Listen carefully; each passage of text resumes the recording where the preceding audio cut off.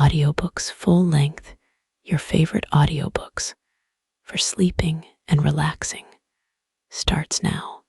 The Yoga Sutras of Patanjali. The Book of the Spiritual Man by Patanjali. Introduction to Book 1. The Yoga Sutras of Patanjali are in themselves exceedingly brief, less than 10 pages of large type in the original. Yet they contain the essence of practical wisdom, set forth in admirable order and detail. The theme, if the present interpreter be right, is the great regeneration, the birth of the spiritual from the psychical man. The same theme which Paul so wisely and eloquently set forth in writing to his disciples in Corinth, the theme of all mystics in all lands. We think of ourselves as living a purely physical life in these material bodies of ours. In reality, we have gone far indeed from pure physical life. For ages, our life has been psychical. We have been centered and immersed in the psychic nature. Some of the schools of India say that the psychic nature is, as it were, a looking glass, wherein are mirrored the things seen by the physical eyes and heard by the physical ears. But this is a magic mirror. The images remain and take a certain life of their own. Thus, within the psychic realm of our life, there grows up an imaged world wherein we dwell, a world of the images of things seen and heard, and therefore a world of memories, a world also of hopes and desires, of fears and regrets.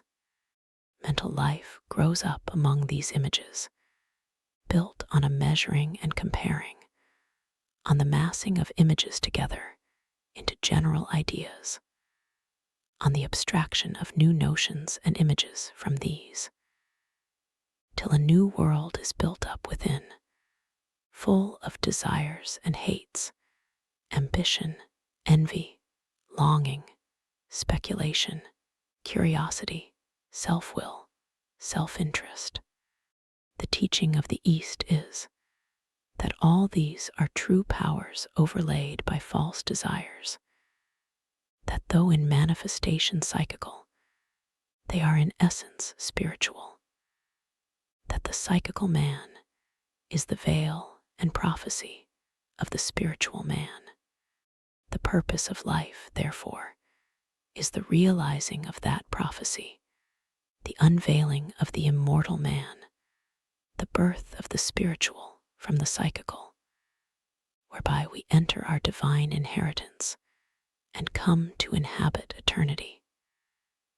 This is indeed salvation, the purpose of all true religion in all times. Patanjali has in mind the spiritual man to be born from the psychical. His purpose is to set in order the practical means for the unveiling and regeneration, and to indicate the fruit, the glory, and the power of that new birth. Through the sutras of the first book, Patanjali is concerned with the first great problem, the emergence of the spiritual man from the veils and meshes of the psychic nature, the moods and vestures of the mental and emotional man. Later will come the consideration of the nature and powers of the spiritual man, once he stands clear of the psychic veils and trammels, and a view of the realms in which these new spiritual powers are to be revealed. At this point may come a word of explanation. I have been asked why I use the word sutras for these rules of Patanjali's system when the word aphorism has been connected with them in our minds for a generation. The reason is this: the name aphorism suggests, to me at least, a pithy sentence of very general application, a piece of proverbial wisdom that may be quoted in a good many sets of circumstance, and which will almost bear on its face the evidence of its truth. But with a sutra, the case is different. It comes from the same root as the word so, and means, indeed, a thread, suggesting, therefore, a close-knit, consecutive chain of argument. Not only has each sutra a definite place in the system, but further, taken out of this place, it will be almost meaningless and will by no means be self-evident. So I have thought best to adhere to the original word. The Sutras of Patanjali are as closely knit together, as dependent on each other, as the propositions of Euclid, and can no more be taken out of their proper setting. In the second part of the first book, the problem of the emergence of the spiritual man is further dealt with. We are led to the consideration of the barriers to his emergence, of the overcoming of the barriers, and of certain steps and stages in the ascent from the ordinary consciousness of practical life to the finer, deeper, radiant consciousness of the spiritual man. Book 1, 1 Om. Here follows instruction in union. Union, here as always in the scriptures of India, means union of the individual soul with the oversoul, of the personal consciousness with the divine consciousness, whereby the mortal becomes immortal and enters the eternal. Therefore, salvation is, first, freedom from sin and the sorrow which comes from sin, and then a divine and eternal well-being, wherein the soul partakes of the being, the wisdom and glory of God. 2. Union, spiritual consciousness, is gained through control of the versatile psychic nature. The goal is the full consciousness of the spiritual man, illumined by the divine light. Nothing except the obdurate resistance of the psychic nature keeps us back from the goal. The psychical powers, our spiritual powers, run wild, perverted, drawn from their proper channel. Therefore, our first task is to regain control of this perverted nature, to chasten, purify, and restore the misplaced powers. 3. Then the seer comes to consciousness in his proper nature. Egotism is but the perversion of spiritual being. Ambition is the inversion of spiritual power. Passion is the distortion of love. The mortal is the limitation of the immortal. When these false images give place to true, then the spiritual man stands forth luminous as the sun when the clouds disperse. 4. Heretofore the seer has been enmeshed in the activities of the psychic nature.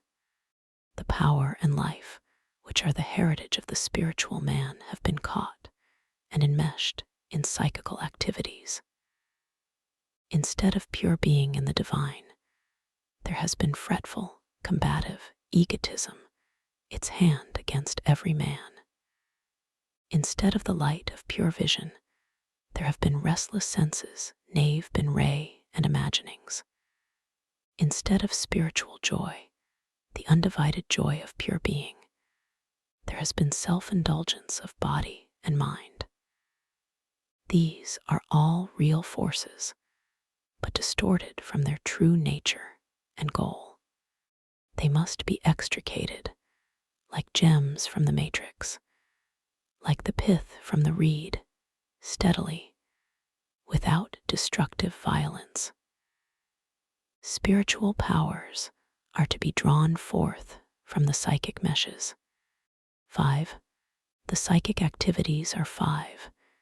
They are either subject or not subject to the 5 hindrances. Book 2, 3. The psychic nature is built up through the image-making power, the power which lies behind and dwells in mind pictures.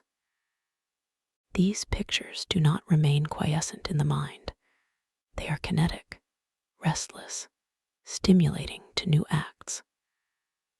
Thus, the mind image of an indulgence suggests and invites to a new indulgence. The picture of past joy is framed in regrets or hopes. And there is the ceaseless play of the desire to know, to penetrate to the essence of things, to classify. This, too, busies itself ceaselessly with the mind images, so that we may classify the activities of the psychic nature thus. 6. These activities are sound intellection, unsound intellection, predication, sleep, memory. We have here a list of mental and emotional powers, of powers that picture and observe, and of powers that picture and feel. But the power to know and feel is spiritual and immortal. What is needed is not to destroy it, but to raise it from the psychical to the spiritual realm. 7. The elements of sound intellection are direct observation, inductive reason, and trustworthy testimony. Each of these is a spiritual power, thinly veiled. Direct observation is the outermost form of the soul's pure vision. Inductive reason rests on the great principles of continuity and correspondence, and these on the supreme truth that all life is of the one. Trustworthy testimony, the sharing of one soul in the wisdom of another, rests on the ultimate oneness of all souls. 8. Unsound intellection is false understanding, not resting on a perception of the true nature of things. When the object is not truly perceived, when the observation is inaccurate and faulty, thought or reasoning based on that mistaken perception is of necessity false and unsound. 9. Predication is carried on through words or thoughts, not resting on an object perceived. The purpose of this sutra is to distinguish between the mental process of predication and observation, induction, or testimony. Predication is the attribution of a quality or action to a subject by adding to it a predicate. In the sentence, "The man is wise," the man is the subject, is wise is the predicate. This may be simply an interplay of thoughts, without the presence of the object thought of, or the things thought of may be imaginary or unreal, while observation, induction, and testimony always go back to an object. 10. Sleep is the psychic condition which rests on mind states, all material things being absent.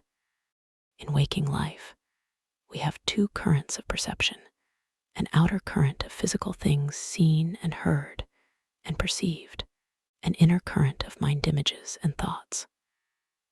The outer current ceases in sleep, the inner current continues, and watching the mind images float before the field of consciousness, we dream. Even when there are no dreams, there is still a certain consciousness in sleep, so that, on waking, one says, "I have slept well," or "I have slept badly." 11. Memory is holding to mind images of things perceived, without modifying them. Here, as before, The mental power is explained in terms of mind images, which are the material of which the psychic world is built. Therefore, the sages teach that the world of our perception, which is indeed a world of mind images, is but the wraith or shadow of the real and everlasting world. In this sense, memory is but the psychical inversion of the spiritual, ever-present vision. That which is ever before the spiritual eye of the seer needs not to be remembered. 12. The control of these psychic activities comes through the right use of the will and through ceasing from self-indulgence.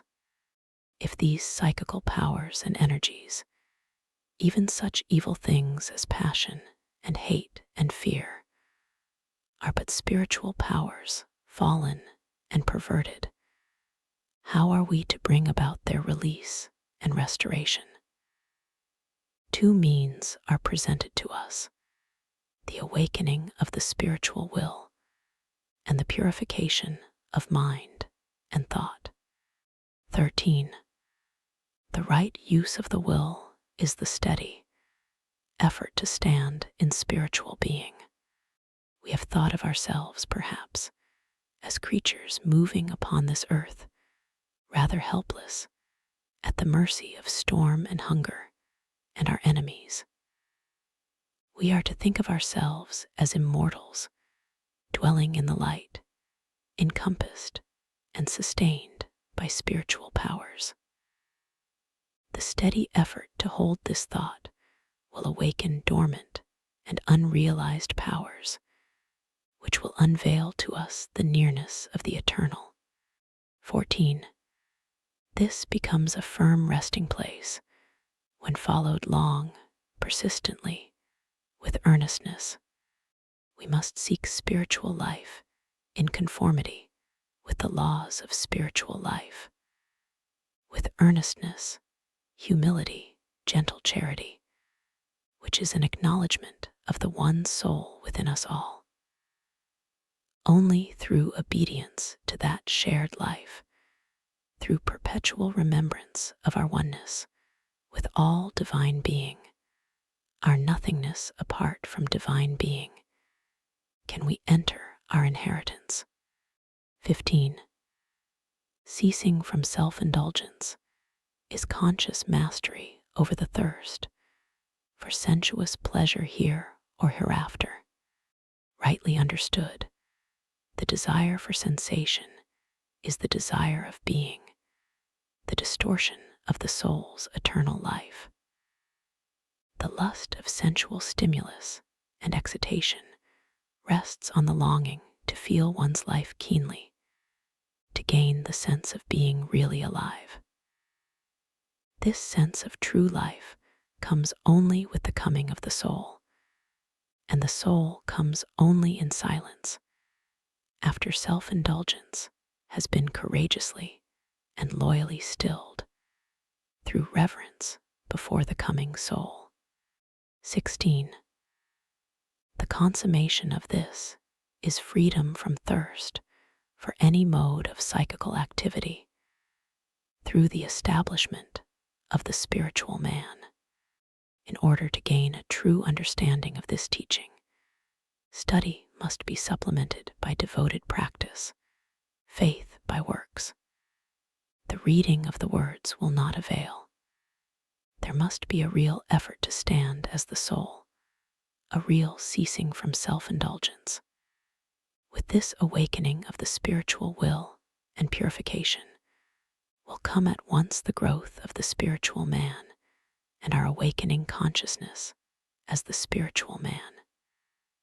And this, attained in even a small degree, will help us notably in our contest. To him that hath shall be given. 17. Meditation with an object follows these stages. First, exterior examining, then interior judicial action, then joy, then realization of individual being. In the practice of meditation, A beginning may be made by fixing the attention upon some external object, such as a sacred image or picture, or a part of a book of devotion. In the second stage, one passes from the outer object to an inner pondering upon its lessons. The third stage is the inspiration, the heightening of the spiritual will, which results from this pondering.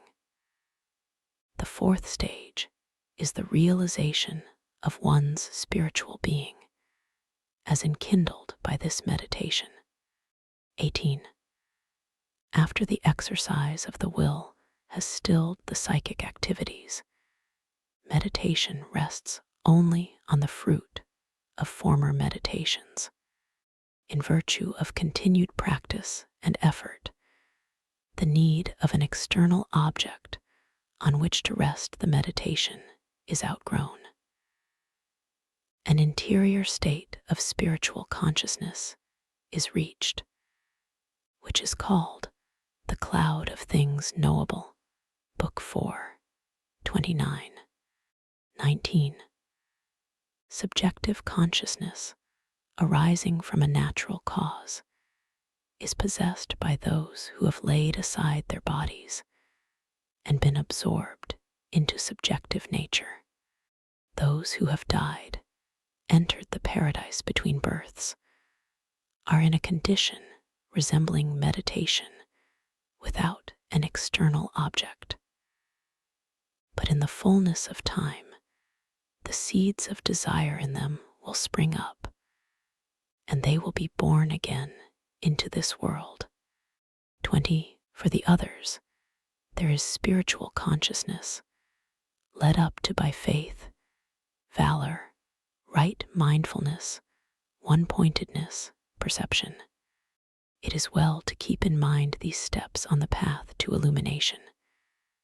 Faith, valor, right mindfulness, one-pointedness, perception. Not one can be dispensed with, all must be one. First faith, and then from faith, valor, from valor, right mindfulness, from right mindfulness, a one-pointed aspiration toward the soul, from this, perception. And finally, full vision as the soul. 21. Spiritual consciousness is nearest to those of keen, intense will. The image used is the swift impetus of the torrent. The kingdom must be taken by force. Firm will comes only through effort. Effort is inspired by faith. The great secret is this: it is not enough to have intuitions. We must act on them. We must live them. 22. The will may be weak, or of middle strength, or intense. Therefore, there is a spiritual consciousness higher than this. For those of weak will, there is this counsel: to be faithful in obedience, to live the life, and thus to strengthen the will to more perfect obedience. The will is not ours, but God's, and we come into it only through obedience. As we enter into the Spirit of God, we are permitted to share the power of God. Higher than the 3 stages of the way is the goal, the end of the way. 23. Or spiritual consciousness may be gained by ardent service of the Master. If we think of our lives as tasks laid on us by the Master of life, if we look on all duties as parts of that Master's work, entrusted to us, and forming our life work, then, if we obey promptly, loyally, sincerely, we shall enter by degrees into the Master's life and share the Master's power. Thus, we shall be initiated into the spiritual will. 24. The Master is the spiritual man, who is free from hindrances, bondage to works, and the fruition and seed of works. The soul of the Master, the Lord, is of the same nature as the soul in us, but we still bear the burden of many evils. We are in bondage through our former works. We are under the dominance of sorrow. The soul of the Master is free from sin and servitude and sorrow. 25. In the Master is the perfect seed of omniscience. The soul of the Master is in essence one with the Oversoul, and therefore partaker of the Oversoul's all wisdom and all power. All spiritual attainment rests on this, and is possible because the soul and the Oversoul are one. 26. He is the teacher of all who have gone before, since he is not limited by time. From the beginning, the Oversoul has been the teacher of all souls, which, by their entrance into the Oversoul, by realizing their oneness with the Oversoul, have inherited the kingdom of the light. For the Oversoul is before time, and time, father of all else, is one of his children. 27. His word is Om. Om, the symbol of the three in one, the three worlds in the soul, the three times, past, present, future, in eternity, the three divine powers, creation, preservation, transformation, in the one being, the three essences, immortality, omniscience, joy, in the one spirit. This is the word, the symbol of the Master and Lord, the perfected spiritual man. 28. Let there be soundless repetition of Om and meditation thereon. This has many meanings in ascending degrees. There is first the potency of the word itself, as of all words. Then there is the manifold significance of the symbol, as suggested above. Lastly, there is the spiritual realization of the high essences thus symbolized. Thus, we rise step by step to the eternal. 29. Thence come the awakening of interior consciousness and the removal of barriers. Here again, faith must be supplemented by works. The life must be led as well as studied before the full meaning can be understood. The awakening of spiritual consciousness can only be understood in measure as it is entered. It can only be entered where the conditions are present: purity of heart and strong aspiration, and the resolute conquest of each sin. This, however, may easily be understood, that the recognition of the three worlds as resting in the soul leads us to realize ourselves and all life as of the soul, that as we dwell, not in past, present, or future, but in the eternal, we become more at one with the eternal, that as we view all organization, preservation, mutation as the work of the Divine One, we shall come more into harmony with the One, and thus remove the barrier in our path toward the light. In the second part of the first book, the problem of the emergence of the spiritual man is further dealt with.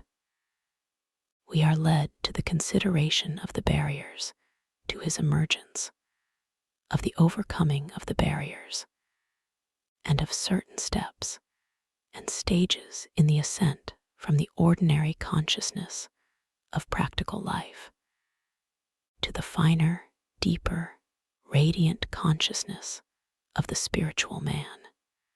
30.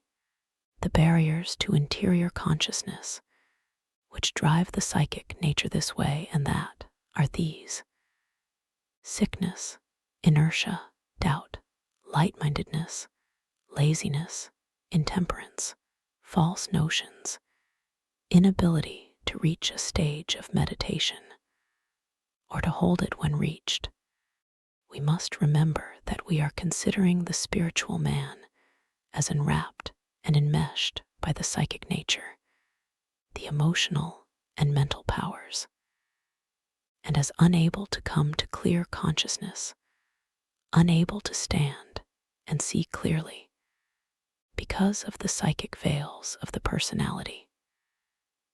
9 of these are enumerated, and they go pretty thoroughly into the brute toughness of the psychic nature. Sickness is included rather for its effect on the emotions and mind, since bodily infirmity, such as blindness or deafness, is no insuperable barrier to spiritual life and may sometimes be a help as cutting off distractions. It will be well for us to ponder over each of these 9 activities, thinking of each as a psychic state, a barrier to the interior consciousness of the spiritual man. 31. Grieving, despondency, bodily restlessness, the drawing in and sending forth of the life breath also contribute to drive the psychic nature to and fro. The first 2 moods are easily understood. We can well see how a sodden psychic condition, flagrantly opposed to the pure and positive joy of spiritual life, would be a barrier. The next, bodily restlessness, is in a special way the fault of our day and generation. When it is conquered, mental restlessness will be half conquered too. The next 2 terms concerning the life breath offer some difficulty. The surface meaning is harsh and irregular breathing. The deeper meaning is a life of harsh and irregular impulses. 32. Steady application to a principle is the way to put a stop to these. The will, which in its pristine state was full of vigor, has been steadily corrupted by self-indulgence, the seeking of moods and sensations for sensation's sake. Hence come all the morbid and sickly moods of the mind. The remedy is a return to the pristine state of the will by vigorous, positive effort, or, as we are here told, by steady application to a principle. The principle to which we should thus steadily apply ourselves should be one arising from the reality of spiritual life, valorous work for the soul, in others as in ourselves. 33. By sympathy with the happy, compassion for the sorrowful, delight in the holy, disregard of the unholy, the psychic nature moves to gracious peace when we are wrapped up in ourselves, shrouded with the cloak of our egotism, absorbed in our pains and bitter thoughts. We are not willing to disturb or strain our own sickly mood by giving kindly sympathy to the happy, thus doubling their joy, or by showing compassion for the sad, thus having their sorrow. We refuse to find delight in holy things and let the mind brood in sad pessimism on unholy things. All these evil psychic moods must be conquered by strong effort of will. This rending of the veils will reveal to us something of the grace and peace which are of the interior consciousness of the spiritual man.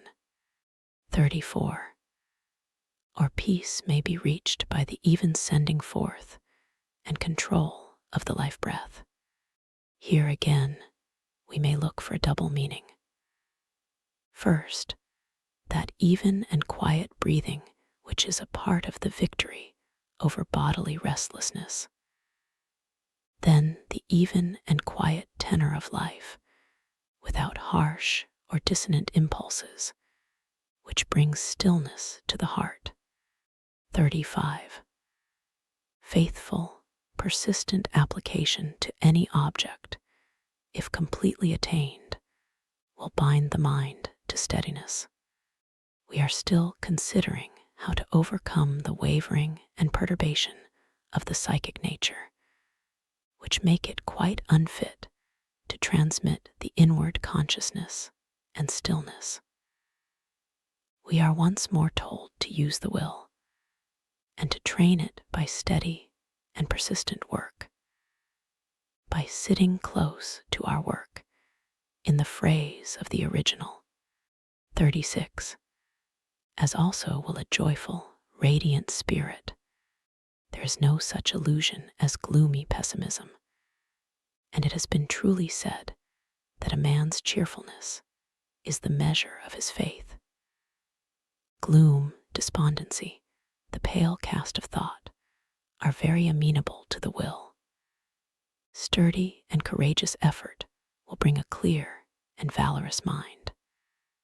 But it must always be remembered that this is not for solace to the personal man, but is rather an offering to the ideal of spiritual life, a contribution to the universal and universally shared treasure in heaven.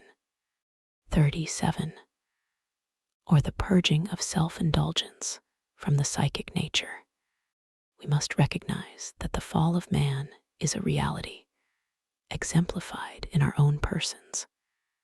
We have quite other sins than the animals, and far more deleterious, and they have all come through self-indulgence, with which our psychic natures are soaked through and through. As we climbed downhill for our pleasure, so must we climb up again for our purification and restoration to our former high estate. The process is painful, perhaps, yet indispensable. 38. Or a pondering on the perceptions gained in dreams and dreamless sleep. For the Eastern sages, dreams are, it is true, made up of images of waking life, reflections of what the eyes have seen and the ears heard. But dreams are something more, for the images are in a sense real, objective on their own plane, and the knowledge that there is another world, even a dream world, lightens the tyranny of material life. Much of poetry and art is such a solace from dreamland, but there is more in dream, for it may image what is above, as well as what is below, not only the children of men, but also the children by the shore of the immortal sea that brought us hither, may throw their images on this magic mirror. So, too, of the secrets of dreamless sleep with its pure vision, in even greater degree. 39. Or meditative brooding on what is dearest to the heart. Here is a thought which our own day is beginning to grasp. That love is a form of knowledge, that we truly know anything or any person by becoming one therewith, in love. Thus love has a wisdom that the mind cannot claim, and by this hearty love, this becoming one with what is beyond our personal borders, we may take a long step toward freedom.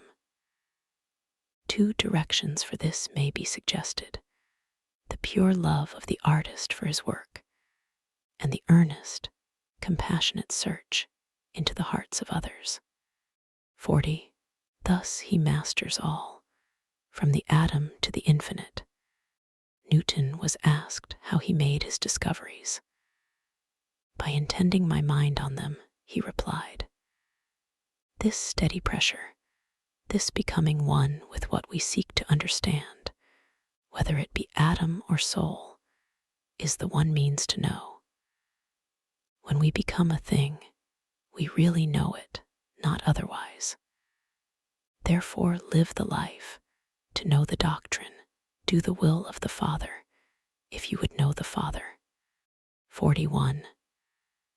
When the perturbations of the psychic nature have all been stilled, then the consciousness, like a pure crystal, takes the color of what it rests on, whether that be the perceiver, perceiving, or the thing perceived. This is a fuller expression of the last sutra, and is so lucid that comment can hardly add to it. Everything is either perceiver, perceiving, or the thing perceived, or, as we might say, consciousness, force, or matter. The sage tells us that the one key will unlock the secrets of all three, the secrets of consciousness, force, and matter alike. The thought is that the cordial sympathy of a gentle heart, intuitively understanding the hearts of others, is really a manifestation of the same power as that penetrating perception whereby one divines the secrets of planetary motions or atomic structure. 42. When the consciousness, poised in perceiving, blends together the name, the object dwelt on, and the idea, this is perception with exterior consideration. In the first stage of the consideration of an external object, the perceiving mind comes to it, preoccupied by the name and idea conventionally associated with that object. For example, in coming to the study of a book, we think of the author, his period, the school to which he belongs. The second stage, set forth in the next sutra, goes directly to the spiritual meaning of the book, setting its traditional trappings aside and finding its application to our own experience and problems. The commentator takes a very simple illustration, a cow, where one considers, in the first stage, the name of the cow, the animal itself, and the idea of a cow in the mind.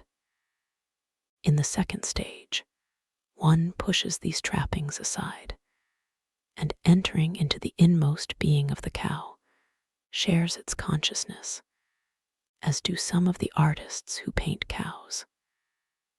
They get at the very life of what they study and paint. 43. When the object dwells in the mind, clear of memory pictures, uncolored by the mind, as a pure luminous idea, this is perception without exterior or consideration. We are still considering external, visible objects. Such perception as is here described is of the nature of that penetrating vision, whereby Newton, intending his mind on things, made his discoveries, or that whereby a really great portrait painter pierces to the soul of him whom he paints, and makes that soul live on canvas.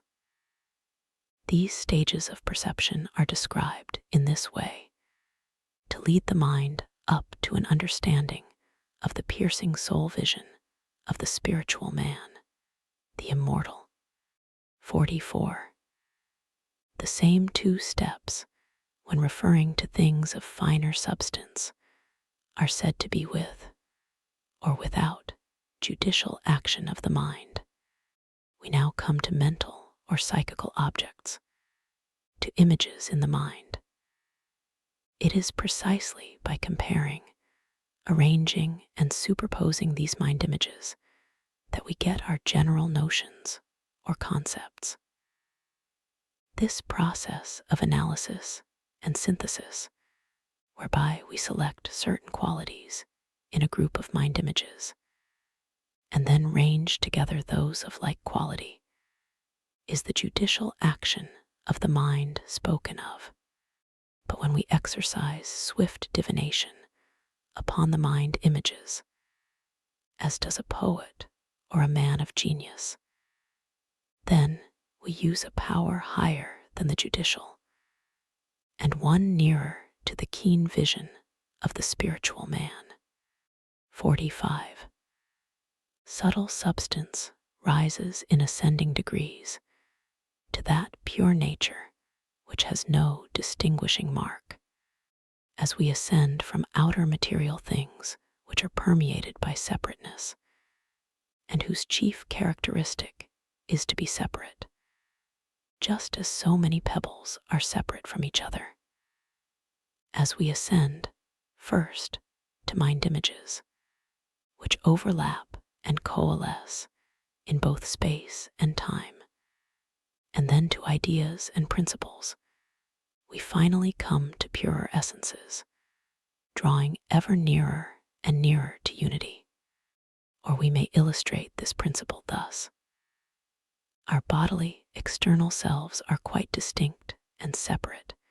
In form, name, place, substance, our mental selves, of finer substance, meet and part again, in perpetual concussion and interchange.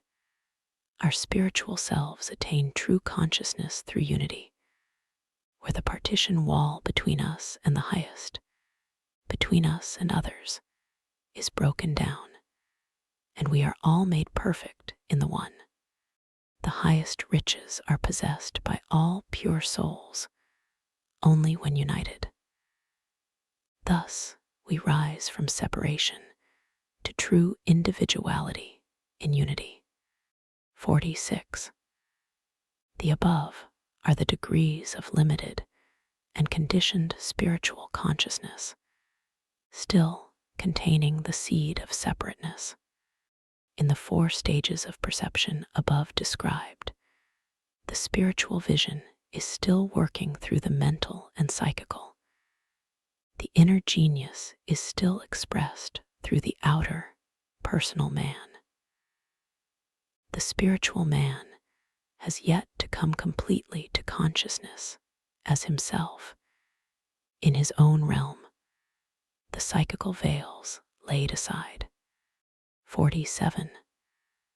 When pure perception without judicial action of the mind is reached, there follows the gracious peace of the inner self. We have instanced certain types of this pure perception. The poet's divination, whereby he sees the spirit within the symbol, likeness in things unlike, and beauty in all things, the pure insight of the true philosopher, whose vision rests not on the appearances of life, but on its realities, or the saint's firm perception of spiritual life and being. All these are far advanced on the way. They have drawn near to the secret dwelling of peace. 48. In that peace, perception is unfailingly true. The poet, the wise philosopher, and the saint not only reach a wide and luminous consciousness, but they gain certain knowledge of substantial reality. When we know that we know. For we have come to the stage where we know things by being them, and nothing can be more true than being.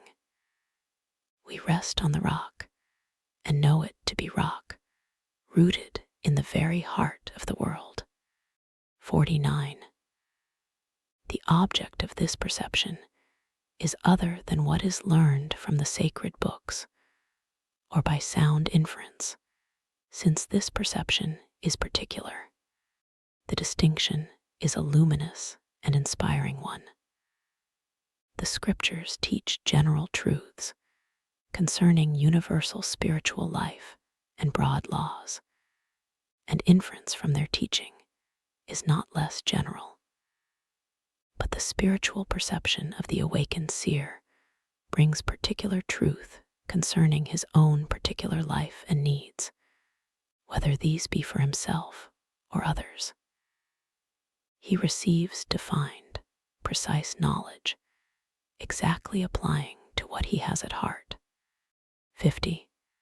The impress on the consciousness springing from this perception supersedes all previous impressions.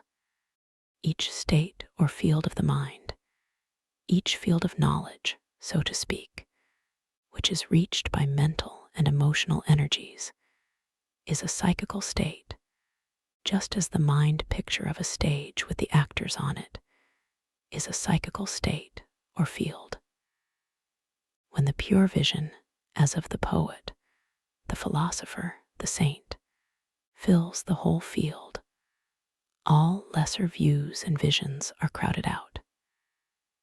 This high consciousness displaces all lesser consciousness, yet in a certain sense, that which is viewed as part, even by the vision of a sage, has still an element of illusion, a thin psychical veil, however pure and luminous that veil may be. It is the last and highest psychic state. 51. When this impression ceases, then, since all impressions have ceased, there arises pure spiritual consciousness, with no seed of separateness left. The last psychic veil is drawn aside, and the spiritual man stands with unveiled vision, pure serene. Introduction to Book 2. The first book of Patanjali's Yoga Sutras is called the Book of Spiritual Consciousness. The second book, which we now begin, is the Book of the Means of Soul Growth. And we must remember that soul growth here means the growth of the realization of the spiritual man. Or, to put the matter more briefly, the growth of the spiritual man and the disentangling of the spiritual man from the wrappings, the veils, the disguises laid upon him by the mind and the psychical nature, wherein he is enmeshed, like a bird caught in a net. The question arises, by what means may the spiritual man be freed from these psychical meshes and disguises, so that he may stand forth above death in his radiant eternalness and divine power?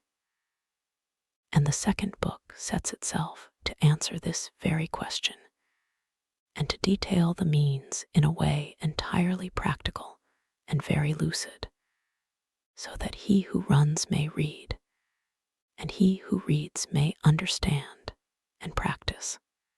The second part of the second book is concerned with practical spiritual training.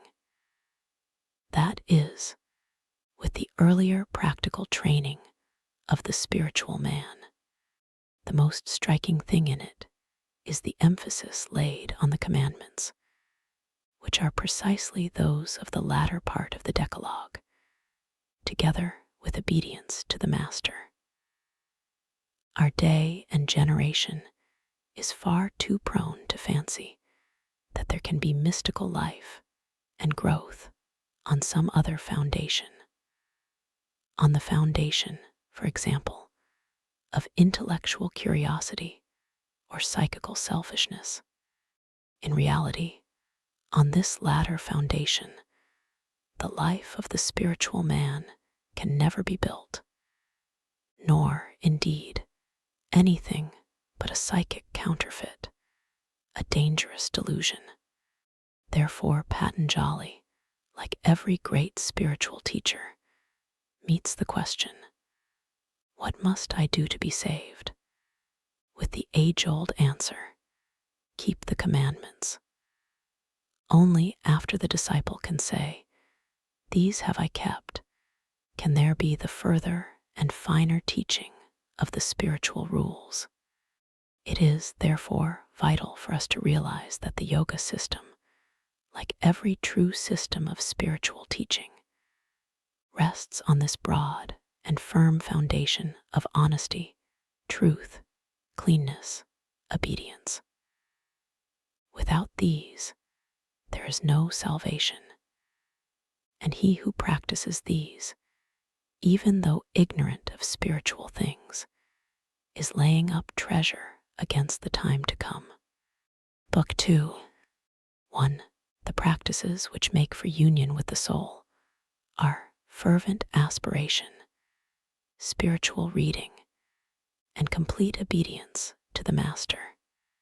The word which I have rendered fervent aspiration means primarily fire, and in the Eastern teaching, it means the fire which gives life and light, and at the same time the fire which purifies.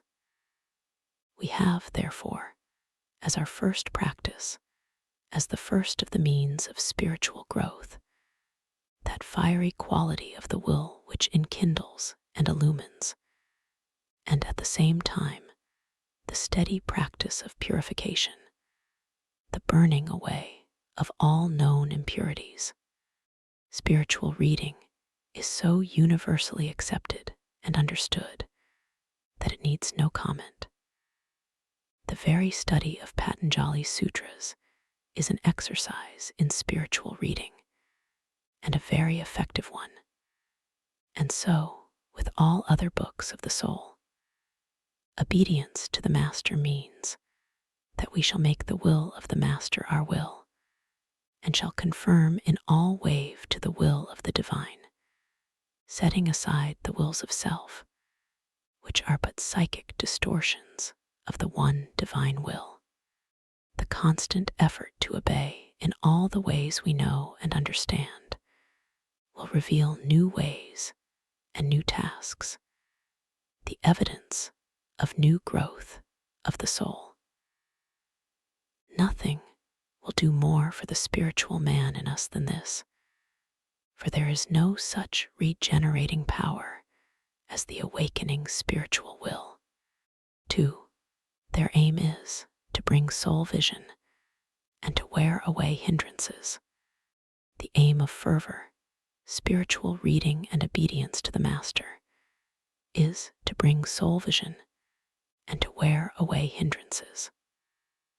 Or, to use the phrase we have already adopted, the aim of these practices is to help the spiritual man to open his eyes, to help him also to throw aside the veils and disguises, the enmeshing psychic nets which surround him, tying his hands, as it were, and bandaging his eyes. And this, as all teachers testify, is a long and arduous task, a steady uphill fight, demanding fine courage and persistent toil.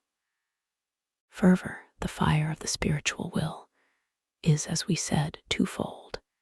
It illumines, and so helps the spiritual man to see, and it also burns up the nets and meshes which ensnare the spiritual man.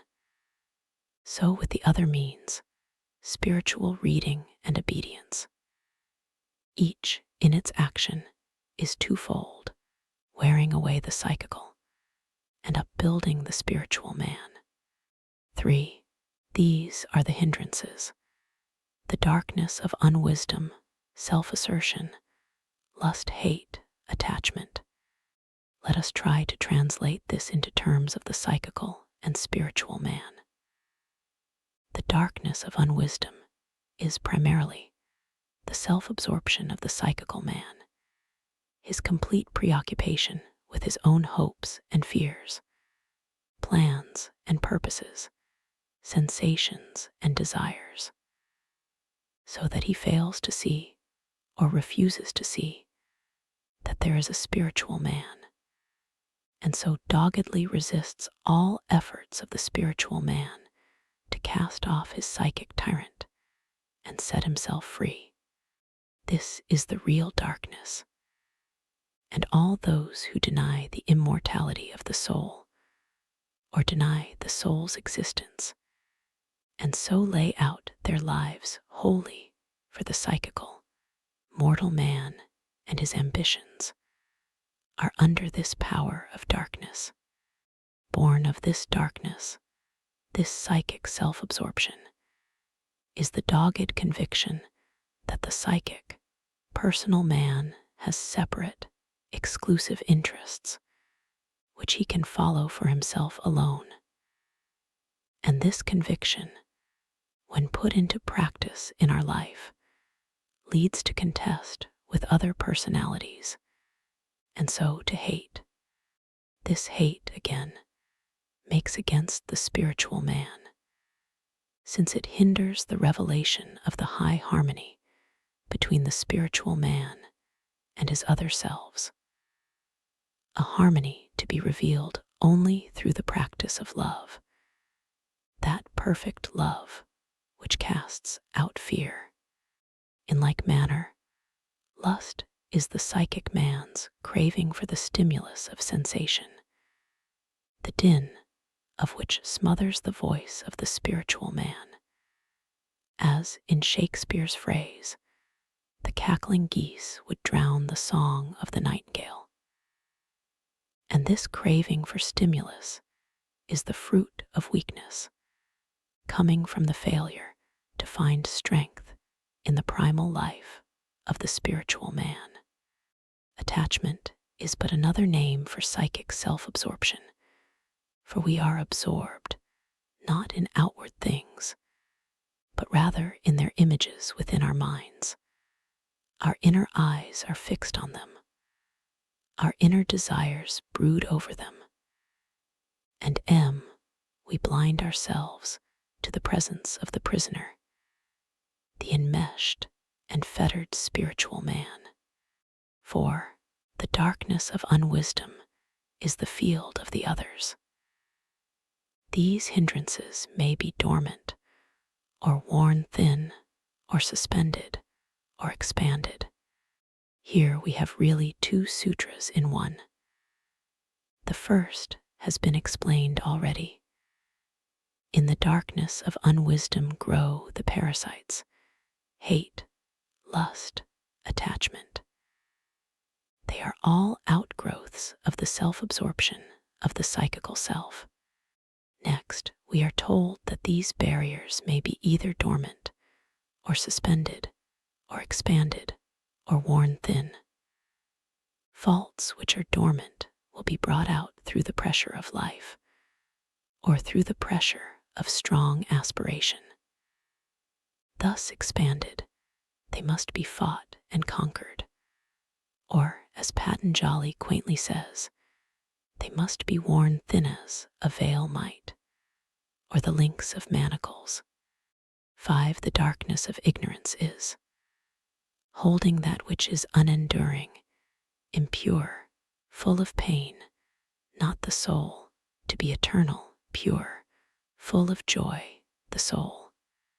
This we have really considered already. The psychic man is unenduring, impure, full of pain, not the soul, not the real self. The spiritual man is enduring, pure, full of joy, the real self. The darkness of unwisdom is, therefore, the self-absorption of the psychical, personal man, to the exclusion of the spiritual man.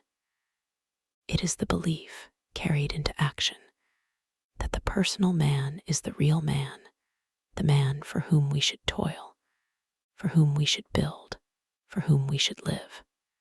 This is that psychical man of whom it is said, "He that soweth to the flesh shall of the flesh reap corruption." 6. Self-assertion comes from thinking of the seer and the instrument of vision as forming oneself. This is the fundamental idea of the Sankhya philosophy, of which the yoga is avowedly the practical side.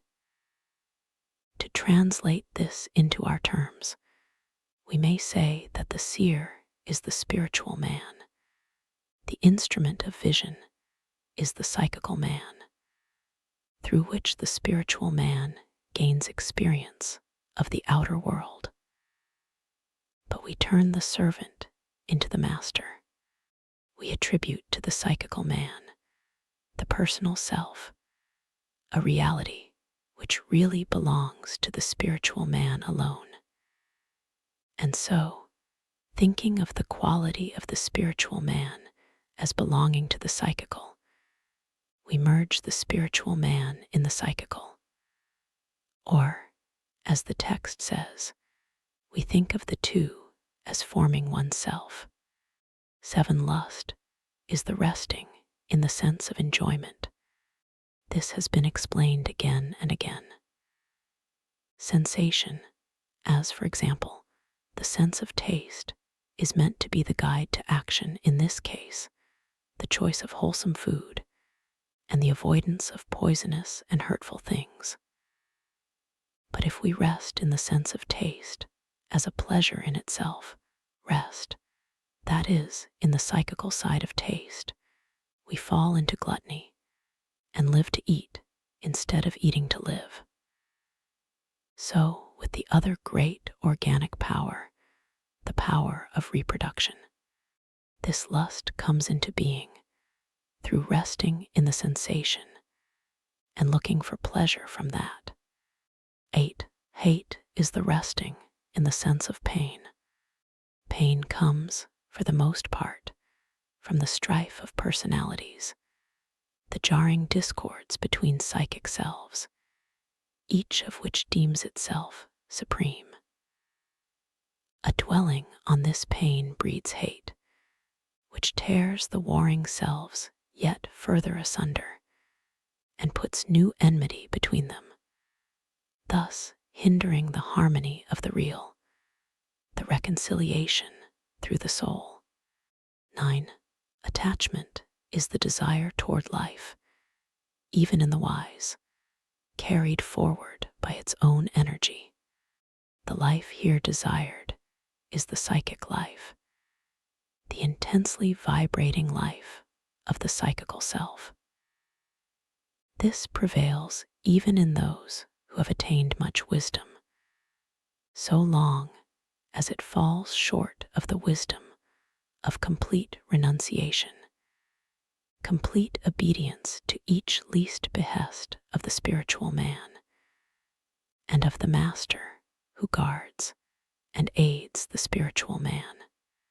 The desire of sensation, the desire of psychic life, reproduces itself, carried on by its own energy and momentum.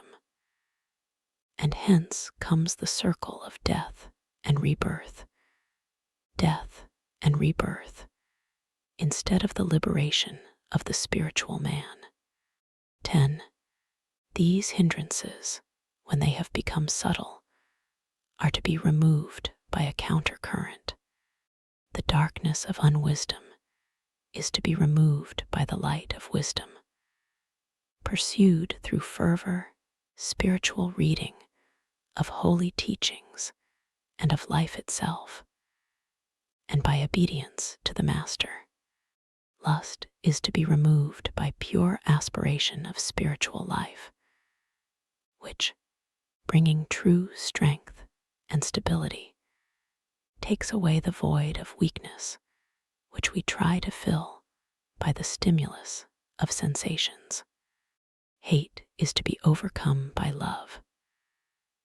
The fear that arises through the sense of separate, warring selves is to be stilled by the realization of the one self, the one soul in all.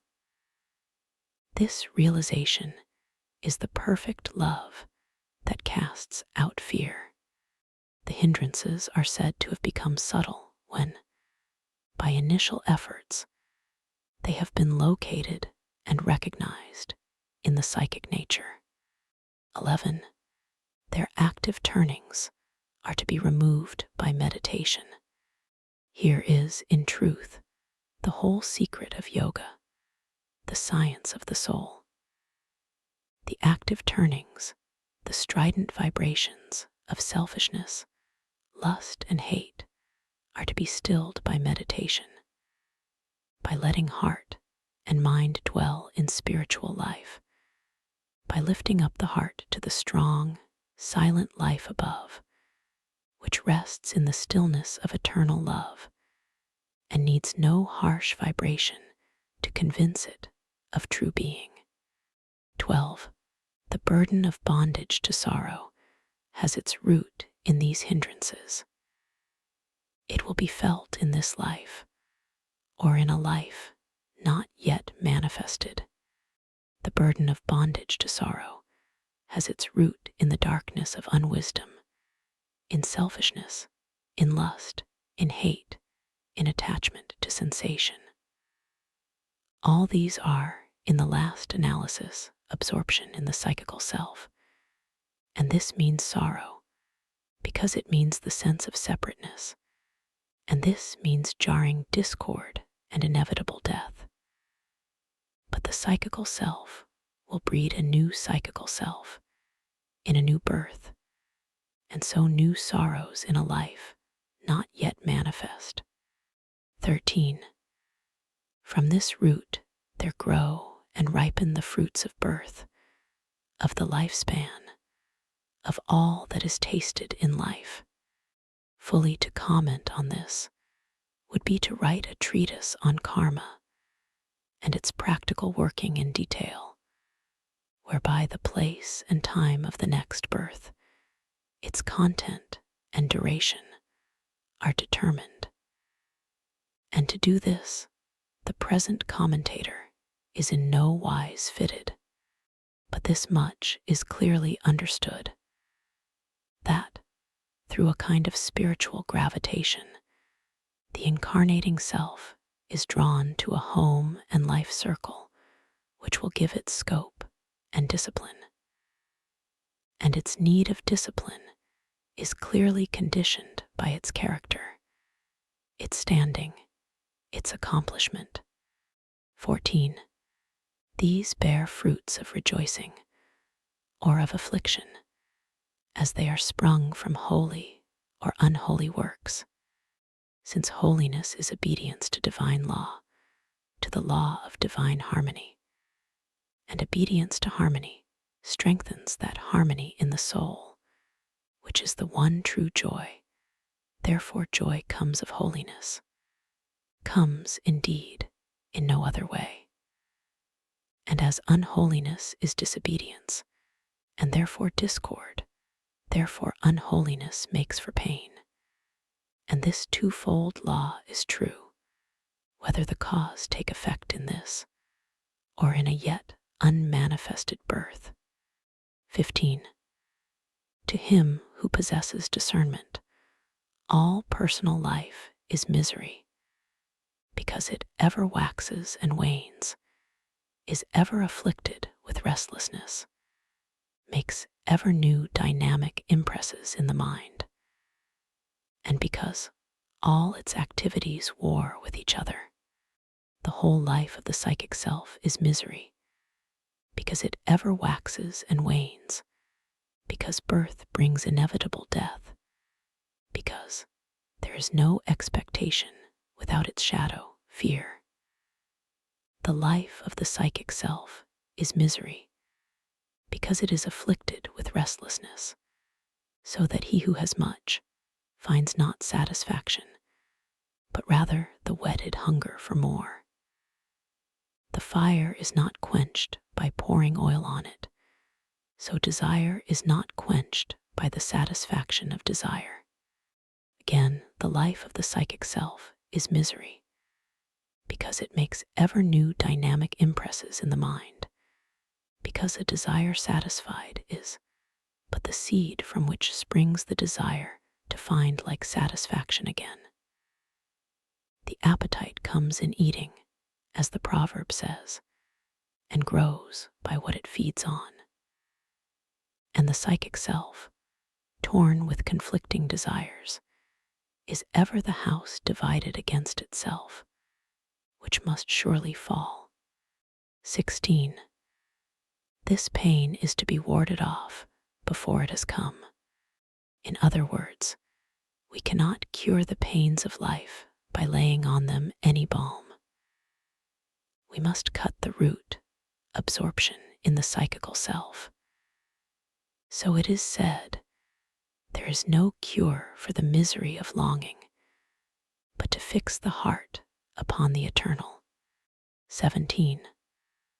The cause of what is to be warded off is the absorption of the seer in things seen.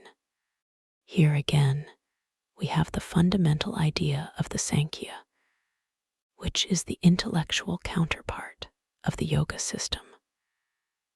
The cause of what is to be warded off, the root of misery, is the absorption of consciousness in the psychical man, and the things which beguile the psychical man. The cure is liberation.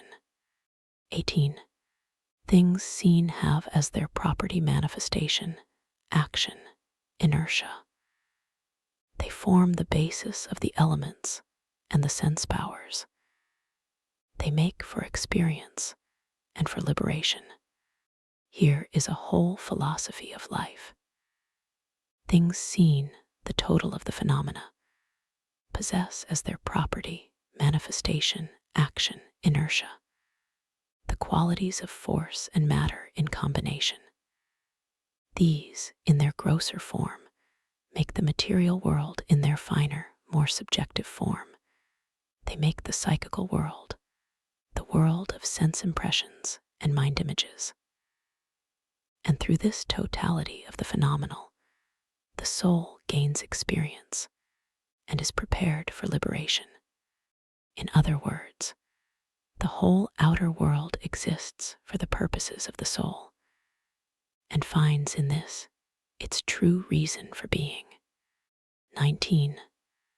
The grades or layers of the three potencies are the defined, the undefined, that with distinctive mark, that without distinctive mark. Or, as we might say, there are two strata of the physical and two strata of the psychical realms. In each, there is the side of form and the side of force. The form side of the physical is here called the defined. The force side of the physical is the undefined, that which has no boundaries.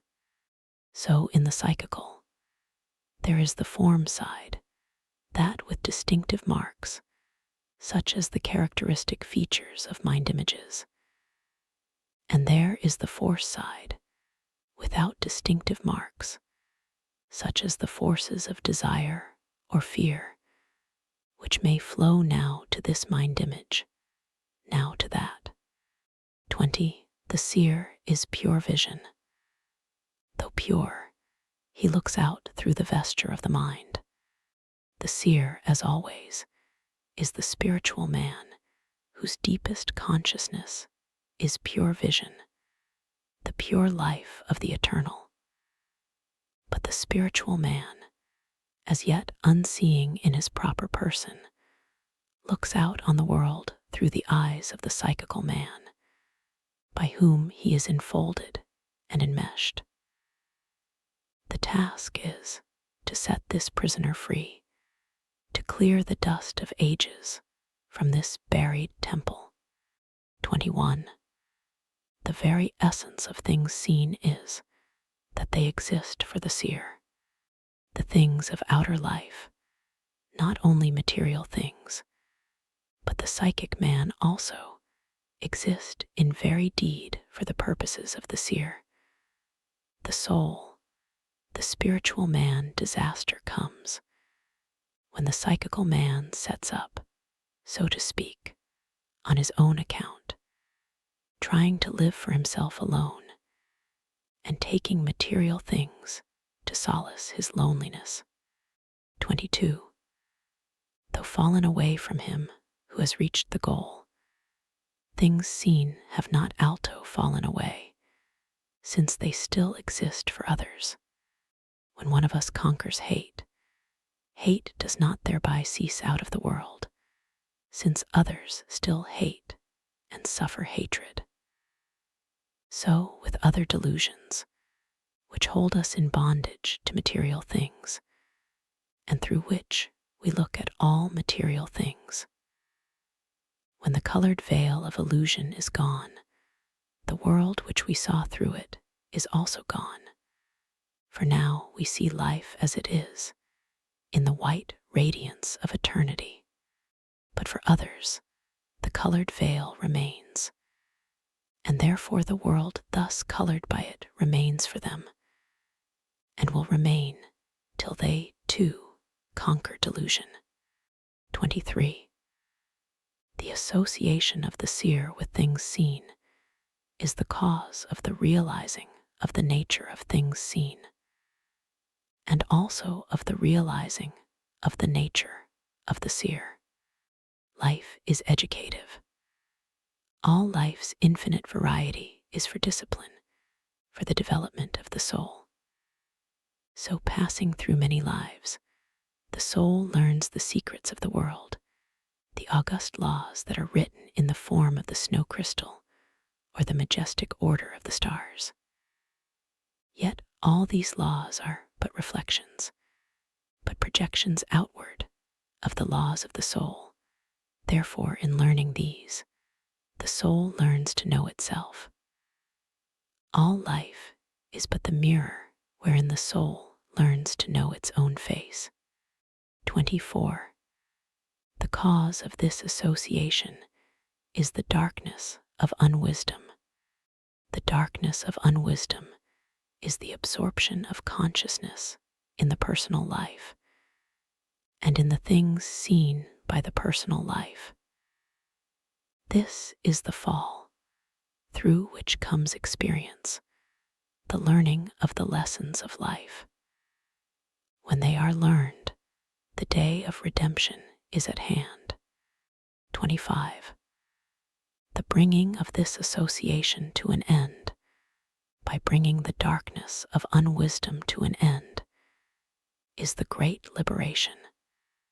This is the seer's attainment of his own pure being. When the spiritual man has, through the psychical, learned all life's lessons, the time has come for him to put off the veil and disguise of the psychical, and to stand revealed a king in the house of the Father. So shall he enter into his kingdom and go no more out. 26. A discerning which is carried on without wavering is the means of liberation. Here we come close to the pure Vedanta, with its discernment between the eternal and the temporal. St. Paul, following after Philo and Plato, lays down the same fundamental principle. The things seen are temporal, the things unseen are eternal. Patanjali means something more than an intellectual assent, though this too is vital. He has in view a constant discriminating in act as well as thought, of the two ways which present themselves for every deed or choice, always to choose the higher way, that which makes for the things eternal, honesty rather than roguery, courage and not cowardice, the things of another rather than one's own, sacrifice and not indulgence. This true discernment, carried out constantly, makes for liberation. 27. His illuminations is sevenfold, rising in successive stages. Patanjali's text does not tell us what the 7 stages of this illumination are. The commentator thus describes them. First, the danger to be escaped is recognized. It need not be recognized a second time. Second, the causes of the danger to be escaped are worn away. They need not be worn away a second time. Third, the way of escape is clearly perceived by the contemplation which checks psychic perturbation. Fourth, the means of escape, clear discernment, has been developed. This is the fourfold release belonging to insight. The final release from the psychic is threefold. As 5th of the 7 degrees, the dominance of its thinking is ended. As 6th, its potencies, like rocks from a precipice, fall of themselves once dissolved. They do not grow again. Then, as 7th, freed from these potencies, the spiritual man stands forth in his own nature as purity and light. Happy is the spiritual man who beholds this sevenfold illumination in its ascending stages. 28. From steadfastly following after the means of yoga until impurity is worn away, there comes the illumination of thought up to full discernment. Here we enter on the more detailed practical teaching of Patanjali, with its sound and luminous good sense. And when we come to detail the means of yoga, we may well be astonished at their simplicity. There is little in them that is mysterious. They are very familiar. The essence of the matter lies in carrying them out. 29. The 8 means of yoga are the commandments, the rules, right poise, right control of the life force, withdrawal, attention, meditation, contemplation. These 8 means are to be followed in their order, in the sense which will immediately be made clear. We can get a ready understanding of the first 2 by comparing them with the commandments, which must be obeyed by all good citizens, and the rules which are laid on the members of religious orders. Until one has fulfilled the first, it is futile to concern oneself with the second. And so, with all the means of yoga, they must be taken in their order. 30. The commandments are these: non-injury, truthfulness, abstaining from stealing, from impurity, from covetousness. These 5 precepts are almost exactly the same as the Buddhist commandments: not to kill, not to steal, not to be guilty of incontinence, not to drink intoxicants, to speak the truth. Almost identical is St. Paul's list: thou shalt not commit adultery, thou shalt not kill, thou shalt not steal, thou shalt not covet. And in the same spirit is the answer made to the young map having great possessions, who asked, "What shall I do to be saved?" and received the reply, "Keep the commandments." This broad, general training, which forms and develops human character, must be accomplished to a very considerable degree before there can be much hope of success in the further stages of spiritual life. First the psychical, and then the spiritual. First the man, then the angel. On this broad, humane, and wise foundation does the system of Patanjali rest. 31. The commandments, not limited to any race, place, time, or occasion, universal, are the great obligation. The commandments form the broad, general training of humanity. Each one of them rests on a universal, spiritual law. Each one of them expresses an attribute or aspect of the self, the eternal. When we violate one of the commandments, we set ourselves against the law and being of the eternal, thereby bringing ourselves to inevitable confusion. So the first steps in spiritual life must be taken by bringing ourselves into voluntary obedience to these spiritual laws, and thus making ourselves partakers of the spiritual powers, the being of the eternal, like the law of gravity, the need of air to breathe. These great laws know no exceptions. They are in force in all lands, throughout all times, for all mankind. 32. The rules are these: purity, serenity, fervent aspiration, spiritual reading, and perfect obedience to the Master. Here we have a finer law, one which humanity as a whole is less ready for, less fit to obey.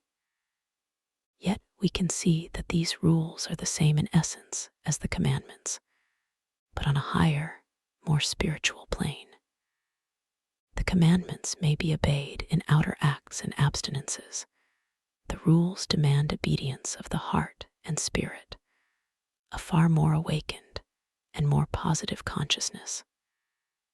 The rules are the spiritual counterpart of the commandments, and they have finer degrees for more advanced spiritual growth. 33. When transgressions hinder, the weight of the imagination should be thrown on the opposite side. Let us take a simple case, that of a thief, a habitual criminal, who has drifted into stealing in childhood before the moral consciousness has awakened.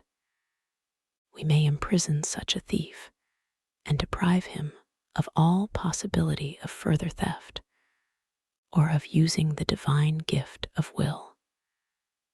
Or we may recognize his disadvantages and help him gradually to build up possessions which express his will and draw forth his self-respect. If we imagine that, after he has built well and his possessions have become dear to him, he himself is robbed, then we can see how he would come vividly to realize the essence of theft and of honesty, and would cleave to honest dealings with firm conviction. In some such way does the great law teach us. Our sorrows and losses teach us the pain of the sorrow and loss we inflict on others, and so we cease to inflict them. Now, as to the more direct application. To conquer a sin, let heart and mind rest, not on the sin, but on the contrary virtue. Let the sin be forced out by positive growth in the true direction, not by direct opposition. Turn away from the sin and go forward courageously, constructively, creatively, in well-doing. In this way, the whole nature will gradually be drawn up to the higher level, on which the sin does not even exist. The conquest of a sin is a matter of growth and evolution, rather than of opposition. 34. Transgressions are injury, falsehood, theft, incontinence, envy, whether committed or caused, or assented to through greed, wrath, or infatuation, whether faint or middling or excessive, bearing endless fruit of ignorance and pain. Therefore must the weight be cast on the other side. Here are the causes of sin: greed, wrath, infatuation, with their effects, ignorance and pain. The causes are to be cured by better wisdom, by a truer understanding of the self, of life. For greed cannot endure before the realization that the whole world belongs to the self, which self we are. Nor can we hold wrath against one who is one with the self, and therefore with ourselves. Nor can infatuation, which is the seeking for the happiness of the all in some limited part of it, survive the knowledge that we are heirs of the all. Therefore let thought and imagination, mind and heart, throw their weight on the other side, the side, not of the world, but of the self. 35. Where non-injury is perfected, all enmity ceases in the presence of him who possesses it. We come now to the spiritual powers, which result from keeping the commandments, from the obedience to spiritual law, which is the keeping of the commandments. Where the heart is full of kindness, which seeks no injury to another, either in act or thought or wish. This full love creates an atmosphere of harmony, whose benign power touches with healing all who come within its influence. Peace in the heart radiates peace to other hearts, even more surely than contention breeds contention. 36. When he is perfected in truth, all acts and their fruits depend on him. The commentator thus explains, if he who has attained should say to a man, become righteous, the man becomes righteous. If he should say, gain heaven, the man gains heaven. His word is not in vain. Exactly the same doctrine was taught by the Master, who said to his disciples, receive ye the Holy Ghost. Whosoever sins ye remit, they are remitted unto them. And whosoever sins ye retain, they are retained. 37. Where cessation from theft is perfected, all treasures present themselves to him who possesses it. Here is a sentence which may warn us that, beside the outer and apparent meaning, there is in many of these sentences a second and finer significance. The obvious meaning is that he who has wholly ceased from theft in act, thought, and wish finds buried treasures in his path, treasures of jewels and gold and pearls. The deeper truth is that he who in every least thing is wholly honest with the spirit of life finds life supporting him in all things and gains admittance to the treasure house of life, the spiritual universe. 38. For him who is perfect in continence, the reward is valor and virility. The creative power, strong and full of vigor, is no longer dissipated, but turned to spiritual uses. It upholds and endows the spiritual man, conferring on him the creative will, the power to engender spiritual children instead of bodily progeny. An epoch of life, that of man the animal, has come to an end. A new epoch, that of the spiritual man, is opened. The old creative power is superseded and transcended. A new creative power, that of the spiritual man, takes its place, carrying with it the power to work creatively in others for righteousness and eternal life. One of the commentaries says that he who has attained is able to transfer to the minds of his disciples what he knows concerning divine union and the means of gaining it. This is one of the powers of purity. 39. Where there is firm conquest of covetousness, he who has conquered it awakes to the how and why of life. So it is said that, before we can understand the laws of karma, we must free ourselves from karma. The conquest of covetousness brings this rich fruit, because the root of covetousness is the desire of the individual soul, the will toward manifested life. And where the desire of the individual soul is overcome by the superb, still life of the universal soul welling up in the heart within, the great secret is discerned. The secret that the individual soul is not an isolated reality, but the ray, the manifest instrument of the life, which turns it this way, and that until the great work is accomplished, the age-long lesson learned.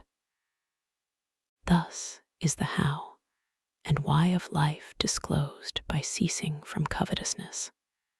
The commentator says that this includes a knowledge of one's former births. 40. Through purity, a withdrawal from one's own bodily life, a ceasing from infatuation with the bodily life of others. As the spiritual light grows in the heart within, as the taste for pure life grows stronger, the consciousness opens toward the great, secret places within, where all life is one, where all lives are one. Thereafter, this outer, manifested, fugitive life, whether of ourselves or of others, loses something of its charm and glamour, and we seek rather the deep infinitudes. Instead of the outer form and surroundings of our lives, we long for their inner and everlasting essence. We desire not so much outer converse and closeness to our friends, but rather that quiet communion with them in the inner chamber of the soul, where spirit speaks to spirit and spirit answers, where alienation and separation never enter, where sickness and sorrow and death cannot come. 41. To the pure of heart come also a quiet spirit, one pointed thought, the victory over sensuality, and fitness to behold the soul. Blessed are the pure in heart, for they shall see God, who is the supreme soul, the ultimate self of all beings. In the deepest sense, purity means fitness for this vision, and also a heart cleansed from all disquiet, from all wandering and unbridled thought, from the torment of sensuous imaginings. And when the spirit is thus cleansed and pure, it becomes at one in essence with its source, the great spirit, the primal life. One consciousness now thrills through both, for the psychic partition wall is broken down. Then shall the pure in heart see God, because they become God. 42.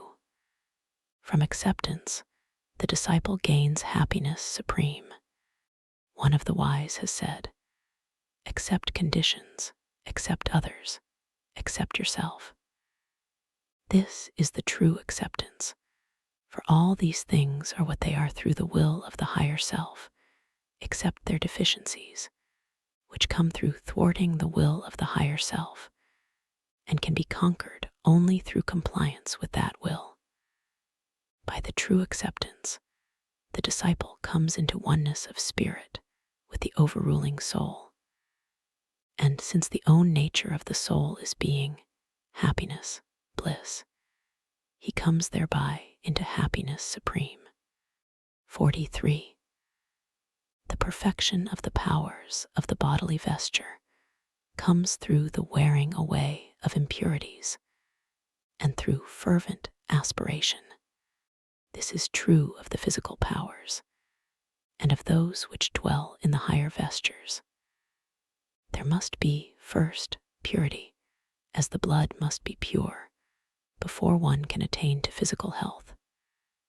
But absence of impurity is not in itself enough, else would many nerveless ascetics of the cloisters rank as high saints. There is needed, further, a positive fire of the will, a keen vital vigor for the physical powers, and something finer, purer, stronger, but of kindred essence, for the higher powers. The fire of genius is something more than a phrase, for there can be no genius without the celestial fire of the awakened spiritual will. 44.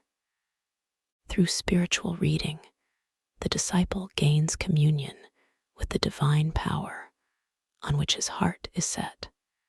Spiritual reading meant, for ancient India, something more than it does with us. It meant, first, the recital of sacred texts, which, in their very sounds, had mystical potencies. And it meant a recital of texts which were divinely emanated and held in themselves the living, potent essence of the divine. For us, spiritual reading means a communing with the recorded teachings of the masters of wisdom, whereby we read ourselves into the master's mind, just as through his music one can enter into the mind and soul of the master musician. It has been well said that all true art is contagion of feeling. so that through the true reading of true books, we do indeed read ourselves into the spirit of the masters, share in the atmosphere of their wisdom and power, and come at last into their very presence. 45. Soul vision is perfected through perfect obedience to the Master. The sorrow and darkness of life come of the erring personal will which sets itself against the will of the soul, the one great life. The error of the personal will is inevitable, since each will must be free to choose, to try and fail, and so to find the path. And sorrow and darkness are inevitable until the path be found, and the personal will made once more one with the greater will, wherein it finds rest and power without losing freedom. In His will is our peace, and with that peace comes light. Soul vision is perfected through obedience. 46. Right poise must be firm and without strain. Here we approach a section of the teaching which has manifestly a twofold meaning. The first is physical and concerns the bodily position of the student and the regulation of breathing. These things have their direct influence upon soul life, the life of the spiritual man, since it is always and everywhere true that our study demands a sound mind in a sound body. The present sentence declares that for work and for meditation, the position of the body must be steady and without strain, in order that the finer currents of life may run their course. It applies further to the poise of the soul, that fine balance and stability which nothing can shake, where the consciousness rests on the firm foundation of spiritual being. This is indeed the house set upon a rock, which the winds and waves beat upon in vain. 47. Right poise is to be gained by steady and temperate effort, and by setting the heart upon the everlasting. Here again, there is the twofold meaning, for physical poise is to be gained by steady effort of the muscles, by gradual and wise training, linked with a right understanding of, and relation with, the universal force of gravity. Uprightness of body demands that both these conditions shall be fulfilled. In like manner, the firm and upright poise of the spiritual man is to be gained by steady and continued effort, always guided by wisdom, and by setting the heart on the eternal, filling the soul with the atmosphere of the spiritual world. Neither is effective without the other. Aspiration without effort brings weakness. Effort without aspiration brings a false strength, not resting on enduring things. The two together make for the right poise, which sets the spiritual man firmly and steadfastly on his feet. 48. The fruit of right poise is the strength to resist the shocks of infatuation or sorrow, in the simpler physical sense, which is also coveted by the wording of the original. This sentence means that wise effort establishes such bodily poise that the accidents of life cannot disturb it, as the captain remains steady, though disaster overtake his ship. But the deeper sense is far more important. The spiritual man, too, must learn to withstand all shocks, to remain steadfast through the perturbations of external things and the storms and whirlwinds of the psychical world. This is the power which is gained by wise, continuous effort, and by filling the spirit with the atmosphere of the eternal. 49. When this is gained, there follows the right guidance of the life currents, the control of the incoming and outgoing breath. It is well understood today that most of our maladies come from impure conditions of the blood. It is coming to be understood that right breathing, right oxygenation, will do very much to keep the blood clean and pure. Therefore, a right knowledge of breathing is a part of the science of life. But the deeper meaning is that the spiritual man, when he has gained poise through right effort and aspiration, can stand firm and guide the currents of his life, both the incoming current of events and the outgoing current of his acts.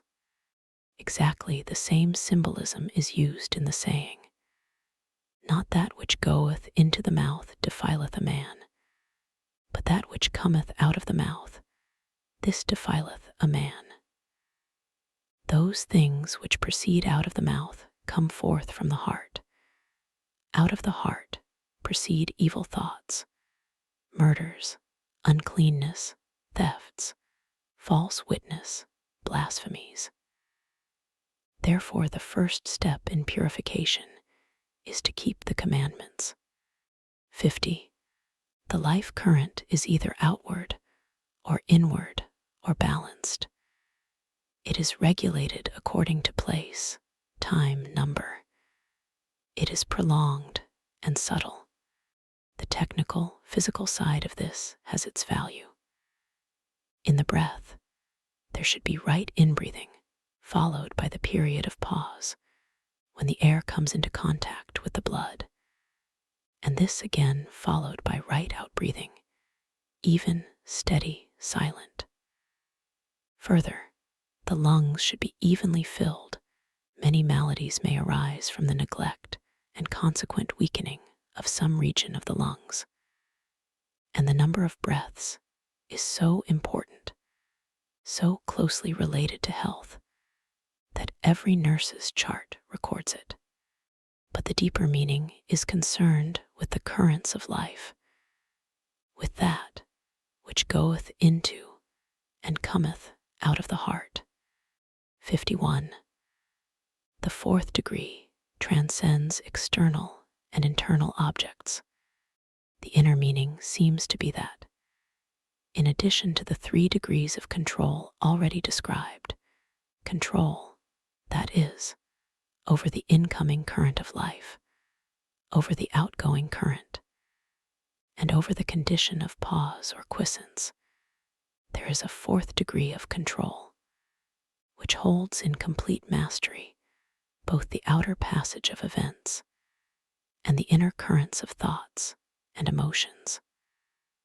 A condition of perfect poise and stability in the midst of the flux of things outward and inward. 52. Thereby is worn away the veil which covers up the light. The veil is the psychic nature, the web of emotions, desires, argumentative trains of thought, which cover up and obscure the truth by absorbing the entire attention and keeping the consciousness in the psychic realm. When hopes and fears are reckoned at their true worth in comparison with lasting possessions of the soul, when the outer reflections of things have ceased to distract us from inner realities, when argumentative thought no longer entangles us, but yields its place to flashing intuition, the certainty which springs from within, then is the veil worn away. The consciousness is drawn from the psychical to the spiritual, from the temporal to the eternal. Then is the light unveiled. 53. Thence comes the mind's power to hold itself in the light. It has been well said that what we most need is the faculty of spiritual attention. And in the same direction of thought, it has been eloquently declared that prayer does not consist in our catching God's attention, but rather in our allowing God to hold our attention. The vital matter is that we need to disentangle our consciousness from the noisy and perturbed thraldom of the psychical, and to come to consciousness as the spiritual man. This we must do first by purification through the commandments and the rules, and second through the faculty of spiritual attention, by steadily heeding endless fine intimations of the spiritual power within us, and by intending our consciousness thereto, thus by degrees transferring the center of consciousness from the psychical to the spiritual. It is a question first of love and then of attention. 54. The right withdrawal is the disengaging of the powers from entanglement in outer things, as the psychic nature has been withdrawn and stilled. To understand this, let us reverse the process and think of the one consciousness centered in the soul, gradually expanding and taking on the form of the different perceptive powers. The one will, at the same time, differentiating itself into the varied powers of action.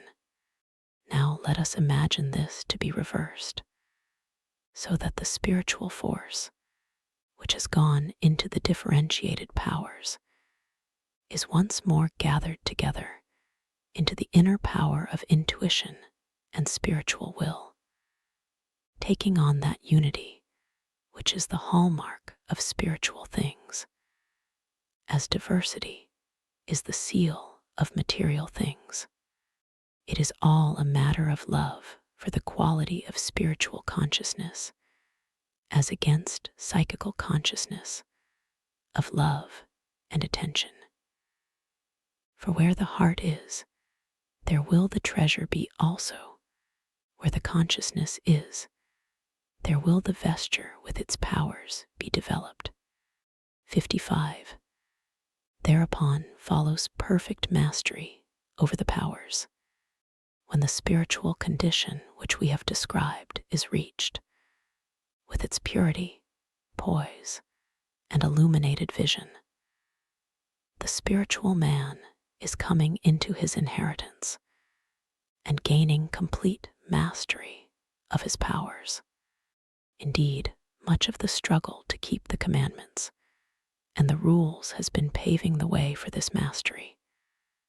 Through this very struggle and sacrifice, the mastery has become possible, just as, to use St. Paul's simile, the athlete gains the mastery in the contest, and the race through the sacrifice of his long and arduous training.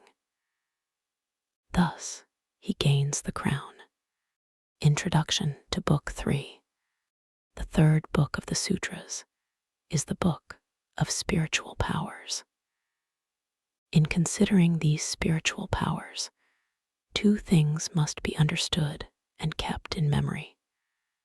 The first of these is this: these spiritual powers can only be gained when the development described in the first and second books has been measurably attained, when the commandments have been kept, the rules faithfully followed, and the experiences which are described have been passed through.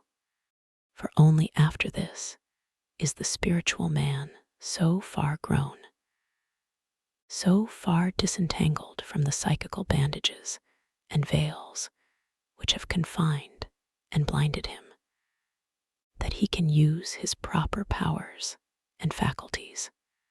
For this is the secret of all spiritual powers. They are in no sense an abnormal or supernatural overgrowth upon the material man, but are rather the powers and faculties inherent in the spiritual man, entirely natural to him, and coming naturally into activity as the spiritual man is disentangled and liberated from psychical bondage through keeping the commandments and rules already set forth, as the personal man is the limitation and inversion of the spiritual man. All his faculties and powers are inversions of the powers of the spiritual man. In a single phrase, his self-seeking is the inversion of the self-seeking, which is the very being of the spiritual man, the ceaseless search after the divine and august self of all beings. This inversion is corrected by keeping the commandments and rules, and gradually, as the inversion is overcome, the spiritual man is extricated and comes into possession and free exercise of his powers.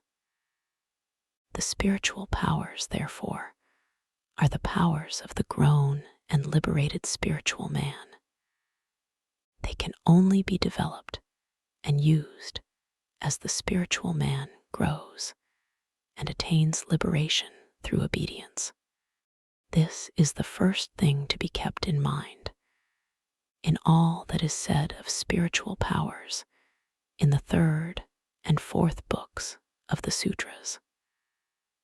The second thing to be understood and kept in mind is this: just as our modern sages have discerned and taught that all matter is ultimately one and eternal, definitely related throughout the whole wide universe, just as they have discerned and taught that all force is one and eternal, so coordinated throughout the whole universe that whatever affects any atom measurably affects the whole boundless realm of matter and force, to the most distant star or nebula on the dim confines of space. So the ancient sages had discerned and taught that all consciousness is one, immortal, indivisible, infinite, so finely correlated and continuous that whatever is perceived by any consciousness is, whether actually or potentially, within the reach of all consciousness, and therefore within the reach of any consciousness. This has been well expressed by saying that all souls are fundamentally one with the Oversoul, that the Son of God and all sons of God are fundamentally one with the Father.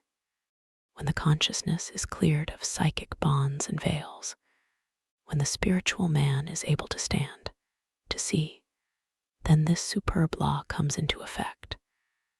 Whatever is within the knowledge of any consciousness, and this includes the whole infinite universe, is within his reach, and may, if he wills, be made a part of his consciousness. This he may attain through his fundamental unity with the Oversoul, by raising himself toward the consciousness above him and drawing on its resources. The Son, if he would work miracles, whether of perception or of action, must come often into the presence of the Father. This is the birthright of the spiritual man. Through it, he comes into possession of his splendid and immortal powers. Let it be clearly kept in mind that what is here to be related of the spiritual man and his exalted powers must in no wise be detached from what has gone before. The being, the very inception of the spiritual man, depends on the purification and moral attainment already detailed, and can in no wise dispense with these or curtail them.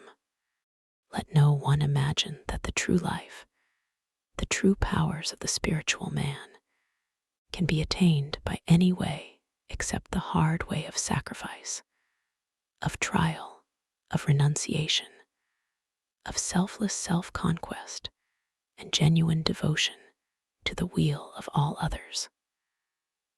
Only thus can the golden gates be reached and entered. Only thus can we attain to that pure world wherein the spiritual man lives and moves and has his being. Nothing impure, nothing unholy can ever cross that threshold, least of all impure motives or self-seeking desires.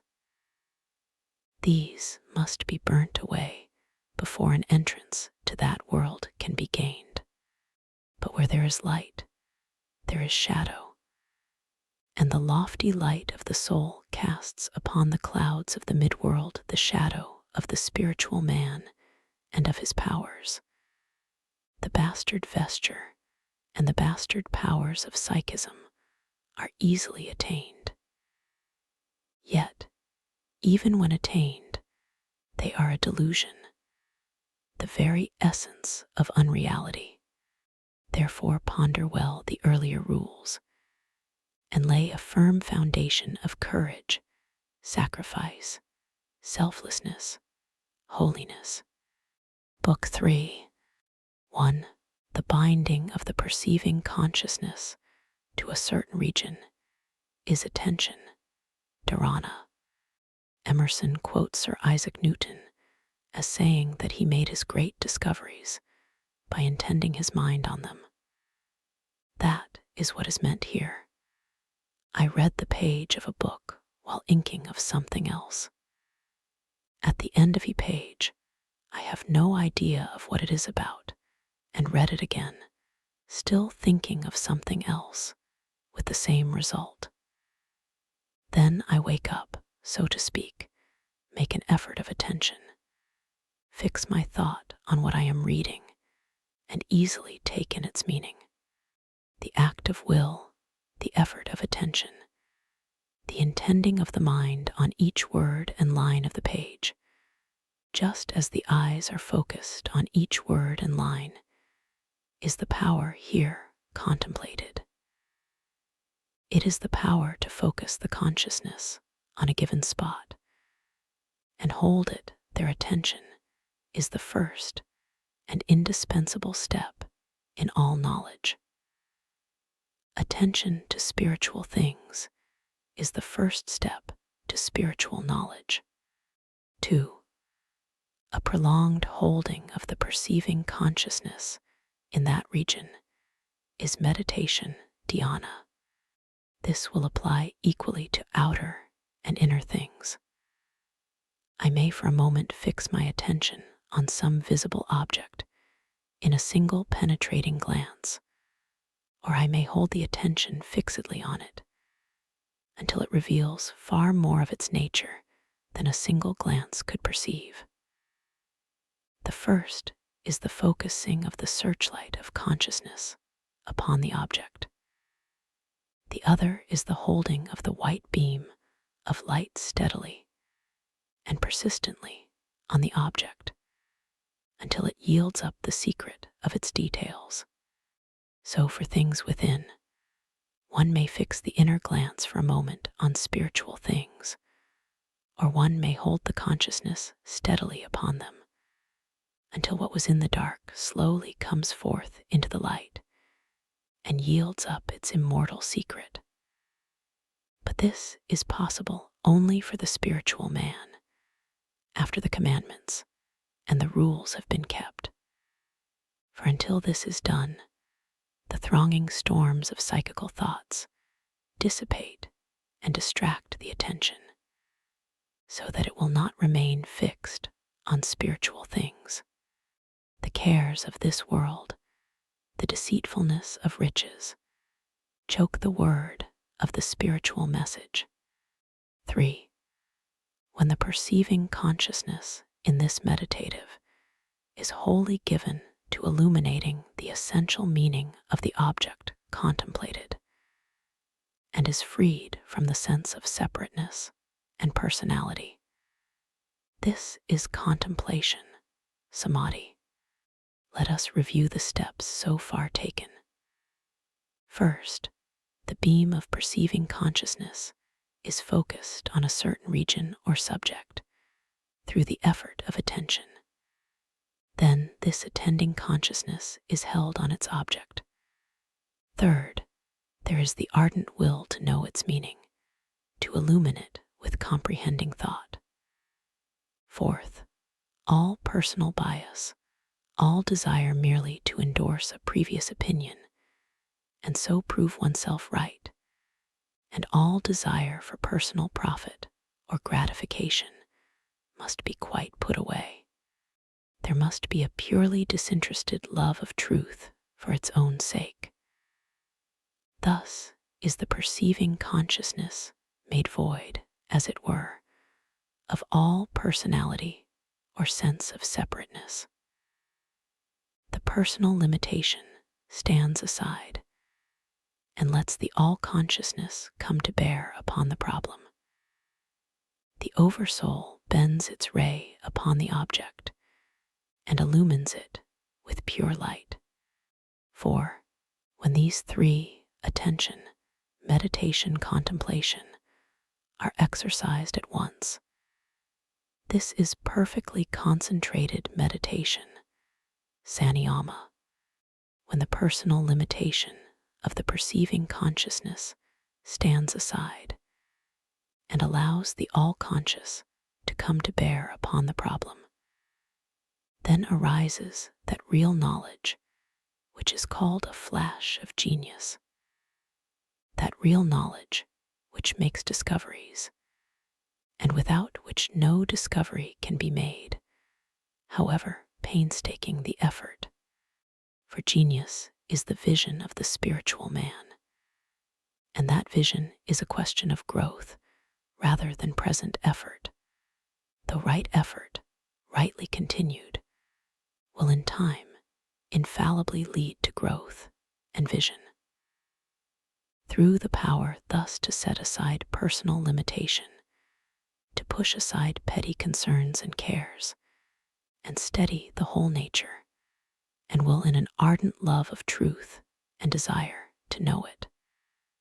Through the power thus to make way for the all-consciousness, all great men make their discoveries. Newton, watching the apple fall to the earth, was able to look beyond, to see the subtle waves of force pulsating through apples and worlds and suns and galaxies, and thus to perceive universal gravitation. The Oversoul, looking through his eyes, recognized the universal force, one of its own children.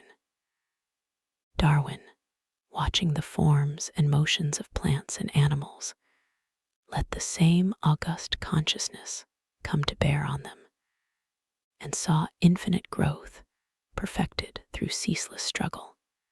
He perceived the superb process of evolution, the Oversoul once more recognizing its own.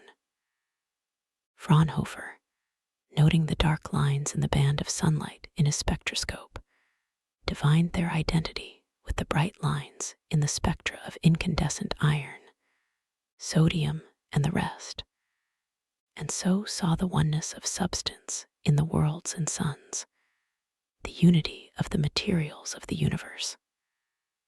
Once again, the Oversoul, looking with his eyes, recognized its own. So it is with all true knowledge, but the mind must transcend its limitations, its idiosyncrasies. There must be purity, for to the pure in heart is the promise that they shall see God. 5. By mastering this perfectly concentrated meditation, there comes the illumination of perception. The meaning of this is illustrated by what has been said before. When the spiritual man is able to throw aside the trammels of emotional and mental limitation, and to open his eyes, he sees clearly. He attains to illuminated perception. A poet once said that occultism is the conscious cultivation of genius, and it is certain that the awakened spiritual man attains to the perceptions of genius. Genius is the vision, the power of the spiritual man, whether its possessor recognizes this or not. All true knowledge is of the spiritual man. The greatest in all ages have recognized this and put their testimony on record. The great in wisdom who have not consciously recognized it have ever been full of the spirit of reverence, of selfless devotion to truth, of humility, as was Darwin. And reverence and humility are the unconscious recognition of the nearness of the spirit, that divinity which broods over us, a master o'er a slave. 6. This power is distributed in ascending degrees. It is to be attained step by step. It is a question, not of miracle, but of evolution, of growth. Newton had to master the multiplication table, then the 4 rules of arithmetic, then the rudiments of algebra, before he came to the binomial theorem. At each point, there was attention, concentration, insight. Until these were attained, no progress to the next point was possible. So with Darwin, he had to learn the form and use of leaf and flower, of bone and muscle, the characteristics of genera and species, the distribution of plants and animals, before he had in mind that nexus of knowledge on which the light of his great idea was at last able to shine. So is it with all knowledge. So is it with spiritual knowledge. Take the matter this way. The first subject for the exercise of my spiritual insight is my day, with its circumstances, its hindrances, its opportunities, its duties. I do what I can to solve it, to fulfill its duties, to learn its lessons. I try to live my day with aspiration and faith. That is the first step. By doing this, I gather a harvest for the evening. I gain a deeper insight into life, in virtue of which I begin the next day with a certain advantage, a certain spiritual advance and attainment. So, with all successive days, in faith and aspiration, we pass from day to day, in growing knowledge and power, with never more than one day to solve at a time, until all life becomes radiant and transparent. 7. This threefold power of attention, meditation, contemplation is more interior than the means of growth previously described. Very naturally so, because the means of growth previously described were concerned with the extrication of the spiritual man from psychic bondages and veils, while this threefold power is to be exercised by the spiritual man, thus extricated and standing on his feet, viewing life with open eyes. 8. But this triad is still exterior to the soul vision, which is unconditioned, free from the seed of mental analyses. The reason is this: the threefold power we have been considering, the triad of attention, contemplation, meditation, is, so far as we have yet considered it, the focusing of the beam of perceiving consciousness upon some form of manifesting being, with a view of understanding it completely. There is a higher stage, where the beam of consciousness is turned back upon itself, and the individual consciousness enters into and knows the all-consciousness. This is a being in immortality. rather than a knowing. It is free from mental analysis or mental forms. It is not an activity of the higher mind, even the mind of the spiritual man. It is an activity of the soul. Had Newton risen to this higher stage, he would have known not the laws of motion, but that high being from whose life comes eternal motion. Had Darwin risen to this, he would have seen the soul, whose graduated thought and being all evolution expresses. There are, therefore, these two perceptions, that of living things and that of the life, that of the soul's works and that of the soul itself. 9. One of the ascending degrees is the development of control. First, there is the overcoming of the mind impress of excitation. Then comes the manifestation of the mind impress of control. Then the perceiving consciousness follows after the moment of control. This is the development of control. The meaning seems to be this: some object enters the field of observation and at first violently excites the mind, stirring up curiosity, fear, wonder. Then the consciousness returns upon itself, as it were, and takes the perception firmly in hand, steadying itself and viewing the matter calmly from above. This steadying effort of the will upon the perceiving consciousness is control, and immediately upon it follows perception, understanding, insight. Take a trite example. Supposing one is walking in an Indian forest. A charging elephant suddenly appears. The man is excited by astonishment and perhaps terror. But he exercises an effort of will, perceives the situation in its true bearings, and recognizes that a certain thing must be done. In this case, probably, that he must get out of the way as quickly as possible.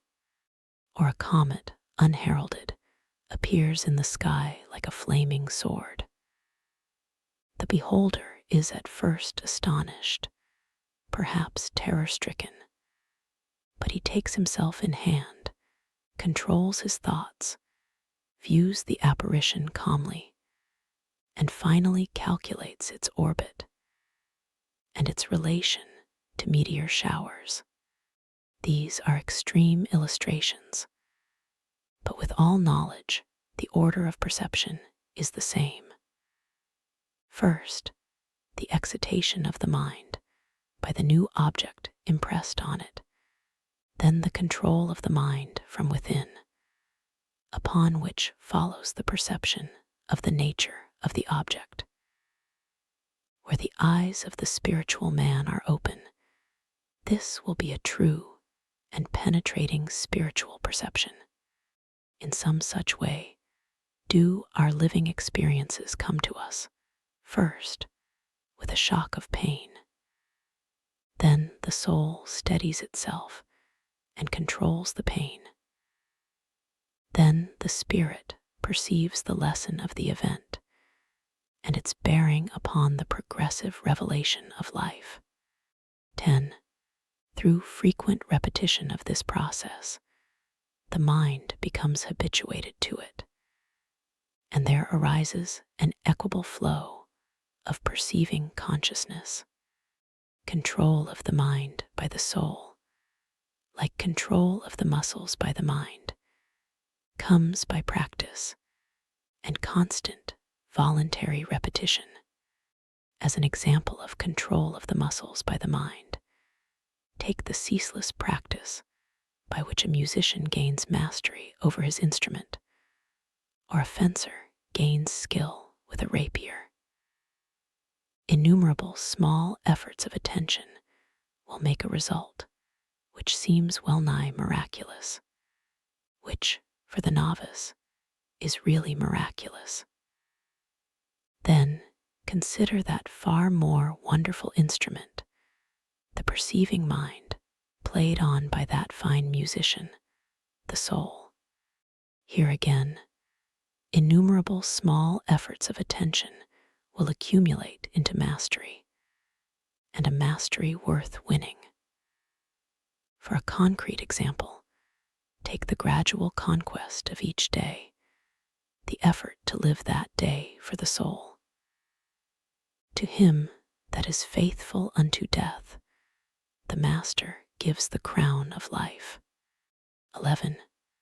The gradual conquest of the mind's tendency to flit from one object to another, and the power of one-pointedness make the development of contemplation. As an illustration of the mind's tendency to flit from one object to another, take a small boy learning arithmetic. He begins, 2 ones are 2, 3 ones are 3, and then he thinks of 3 coins in his pocket, which will purchase so much candy in the store down the street, next to the toy shop, where are baseballs, marbles, and so on. And then he comes back with a jerk to 4 ones are 4. So with us also, we are seeking the meaning of our task, but the mind takes advantage of a moment of slackened attention and flits off from one frivolous detail to another, till we suddenly come back to consciousness after traversing leagues of space. We must learn to conquer this and to go back within ourselves into the beam of perceiving consciousness itself, which is a beam of the Oversoul. This is the true one-pointedness, the bringing of our consciousness to a focus in the soul. 12. When, following this, the controlled manifold tendency and the aroused one-pointedness are equally balanced parts of the perceiving consciousness, is the development of one-pointedness. This would seem to mean that the insight which is called one-pointedness has 2 sides, equally balanced. There is, first, the manifold aspect of any object, the sum of all its characteristics and properties. This is to be held firmly in the mind. Then there is the perception of the object as a unity, as a whole, the perception of its essence. First, the details must be clearly perceived, then the essence must be comprehended. When the 2 processes are equally balanced, the true one-pointedness is attained. Everything has these 2 sides, the side of difference and the side of unity. There is the individual, and there is the genus, the pole of matter and diversity, and the pole of oneness and spirit. To see the object truly, we must see both. 13. Through this, the inherent character, distinctive marks, and conditions of being and powers, according to their development, are made clear by the power defined in the preceding sutra. The inherent character, distinctive marks, and conditions of beings and powers are made clear. For through this power, as defined, we get a 2-fold view of each object, seeing at once all its individual characteristics and its essential character, species, and genus. We see it in relation to itself and in relation to the eternal. Thus we see a rose as that particular flower, with its color and scent, its peculiar fold of each petal. But we also see in it the species, the family to which it belongs, with its relation to all plants, to all life, to life itself. So, in any day, we see events and circumstances. We also see in it the lessons set for the soul by the eternal. 14. Every object has its characteristics, which are already quiescent. those which are active, and those which are not yet definable. Every object has characteristics belonging to its past, its present, and its future. In a fir tree, for example, there are the stumps or scars of dead branches, which once represented its foremost growth. There are the branches with their needles spread out to the air. There are the buds at the end of each branch and twig, which carry the still closely packed needles, which are the promise of the future. In like manner, the chrysalis has as its past the caterpillar, as its future the butterfly. The man has in his past the animal, in his future the angel. Both are visible even now in his face. So with all things, for all things change and grow. 15. Difference in stage is the cause of difference in development. This but amplifies what has just been said. The first stage is the sapling, the caterpillar, the animal. The second stage is the growing tree, the chrysalis, the man. The third is the splendid pine, the butterfly, the angel. Difference of stage is the cause of difference of development. So it is among men and among the races of men. 16. Through perfectly concentrated meditation on the 3 stages of development comes a knowledge of past and future. We have taken our illustrations from natural science because, since every true discovery in natural science is a divination of a law in nature, attained through a flash of genius, such discoveries really represent acts of spiritual perception, acts of perception by the spiritual man, even though they are generally not so recognized. So we may once more use the same illustration. Perfectly concentrated meditation, perfect insight into the chrysalis, reveals the caterpillar that it has been, the butterfly that it is destined to be. He who knows the seed pod or ear it has come from, and the plant that is to come from it. So, in like manner, he who really knows today, and the heart of today, knows its parent yesterday and its child tomorrow. Past, present, and future are all in the eternal. He who dwells in the eternal knows all 3. 17. The sound and the object and the thought called up by a word are confounded because they are all blurred together in the mind. By perfectly concentrated meditation on the distinction between them, there comes an understanding of the sounds uttered by all beings. It must be remembered that we are speaking of perception by the spiritual man.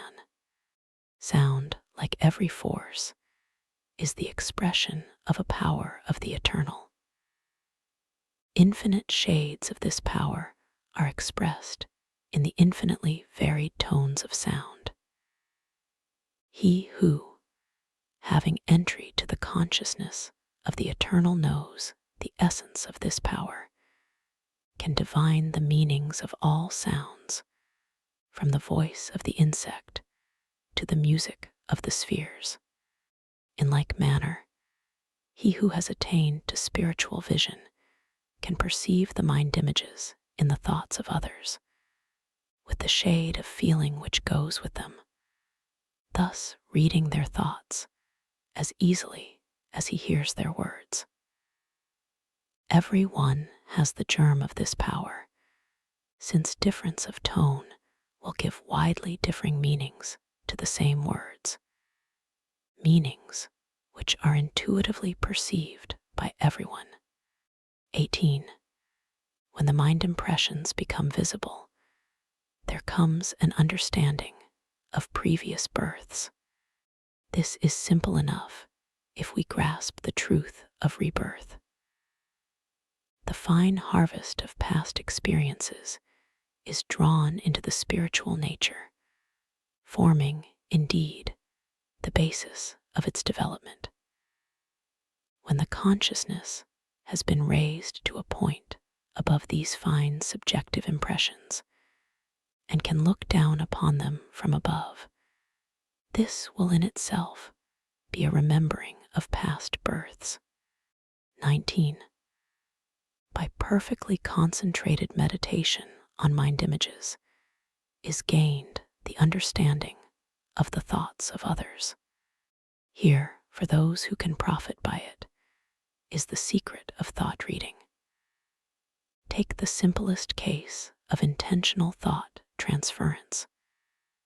It is the testimony of those who have done this that the perceiving mind must be stilled before the mind image projected by the other mind can be seen.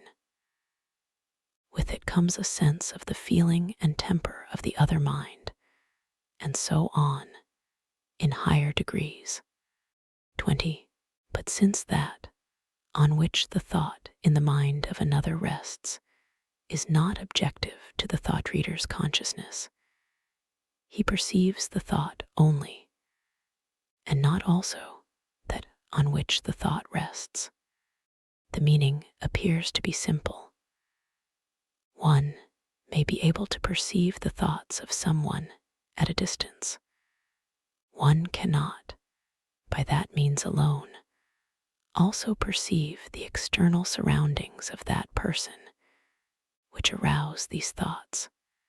21. By perfectly concentrated meditation on the form of the body, by arresting the body's perceptibility, and by inhibiting the eye's power of sight, there comes the power to make the body invisible. There are many instances of the exercise of this power by mesmerists, hypnotists, and the like, and we may simply call it an instance of the power of suggestion. Shankara tells us that by this power, the popular magicians of the East perform their wonders, working on the mind images of others while remaining invisible themselves. It is all a question of being able to see and control the mind images. 22. The works which fill out the lifespan may be either immediately or gradually operative. By perfectly concentrated meditation on these comes a knowledge of the time of the end, as also through signs. A garment which is wet, says the commentator, may be hung up to dry, and so dry rapidly, or it may be rolled in a ball and dry slowly, so a fire may blaze or smolder. Thus it is with karma, the works that fill out the lifespan. By an insight into the mental forms and forces which make up karma, there comes a knowledge of the rapidity or slowness of their development, and of the time when the debt will be paid. 23. By perfectly concentrated meditation on sympathy, compassion, and kindness is gained the power of interior union with others. Unity is the reality, separateness the illusion. The nearer we come to reality, the nearer we come to unity of heart. Sympathy, compassion, kindness are modes of this unity of heart, whereby we rejoice with those who rejoice and weep with those who weep. These things are learned by desiring to learn them. 24. By perfectly concentrated meditation on power, even such power as that of the elephant may be gained. This is a pretty image. Elephants possess not only force, but poise and fineness of control. They can lift a straw, a child, a tree with perfectly judged control and effort. So the simile is a good one.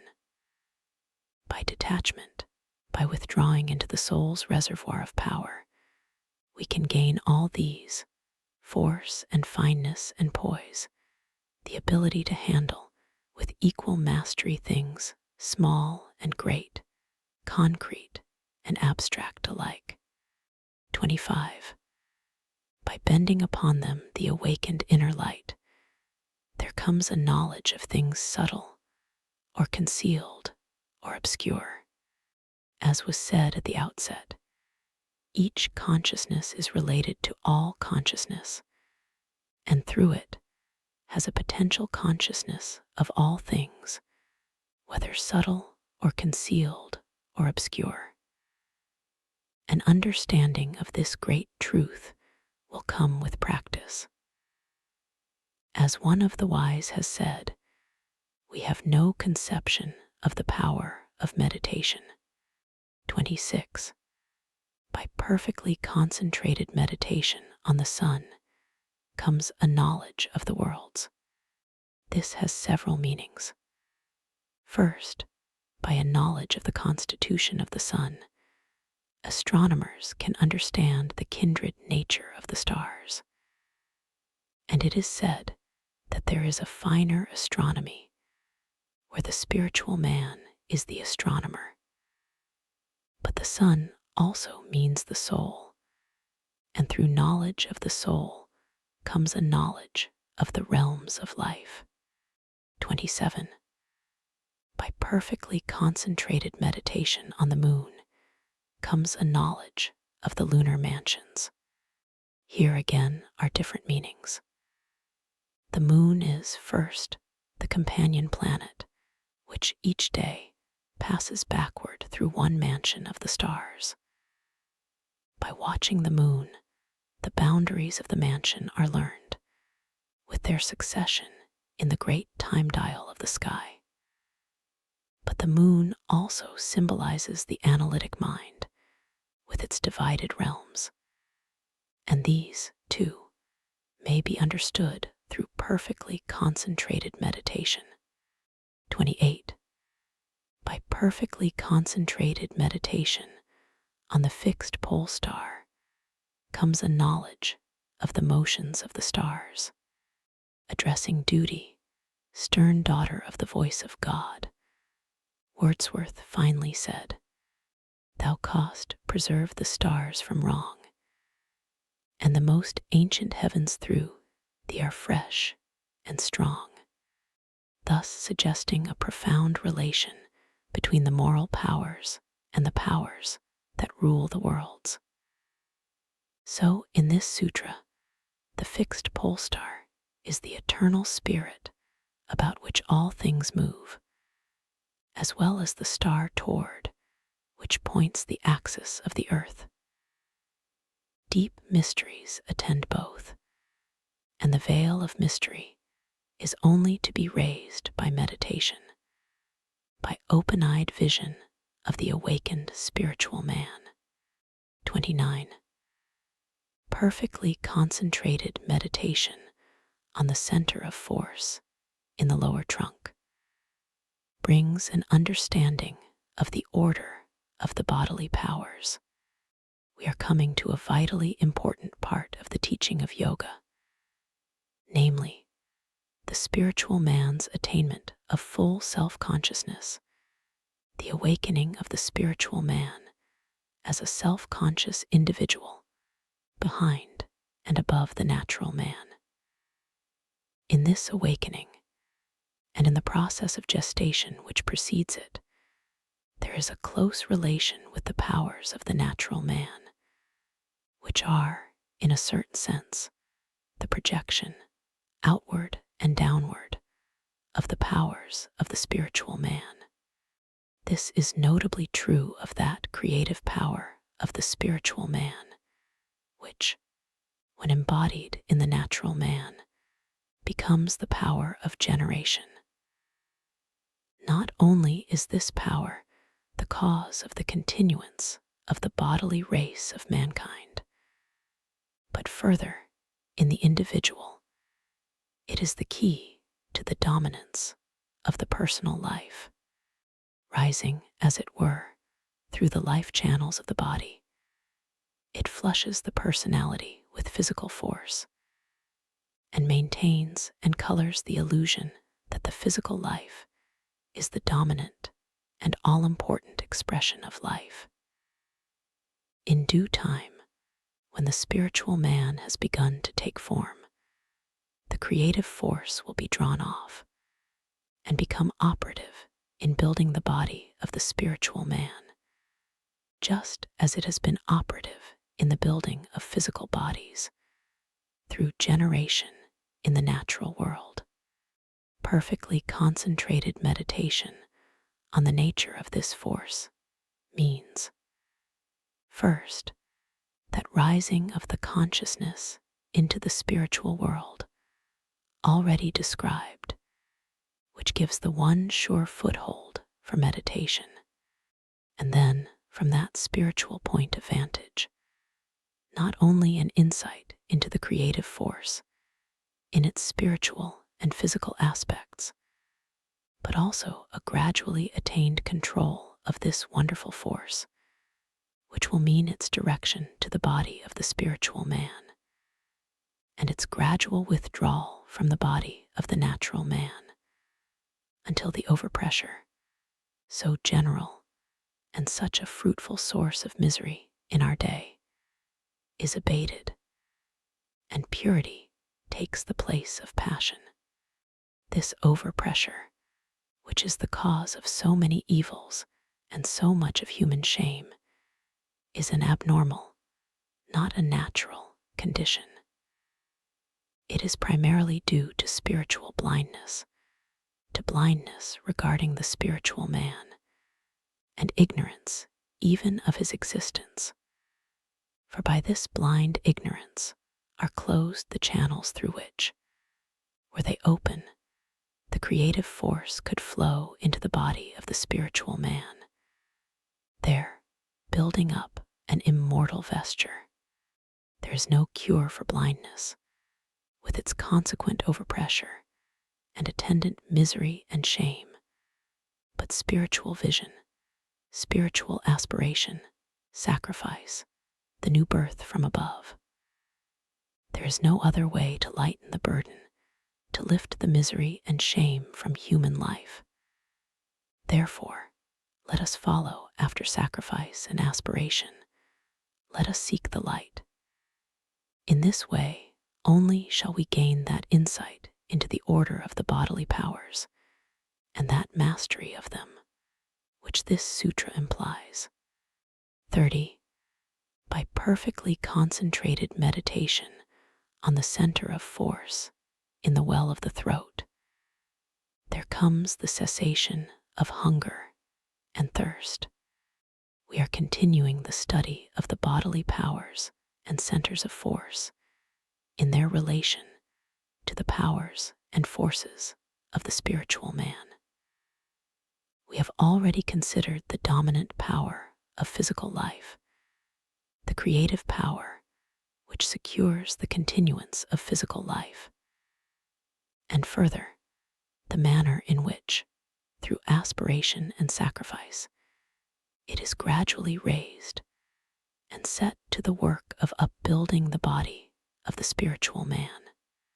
We come now to the dominant psychic force, the power which manifests itself in speech, and in virtue of which the voice may carry so much of the personal magnetism, endowing the orator with a tongue of fire, magical in its power to arouse and rule the emotions of his hearers.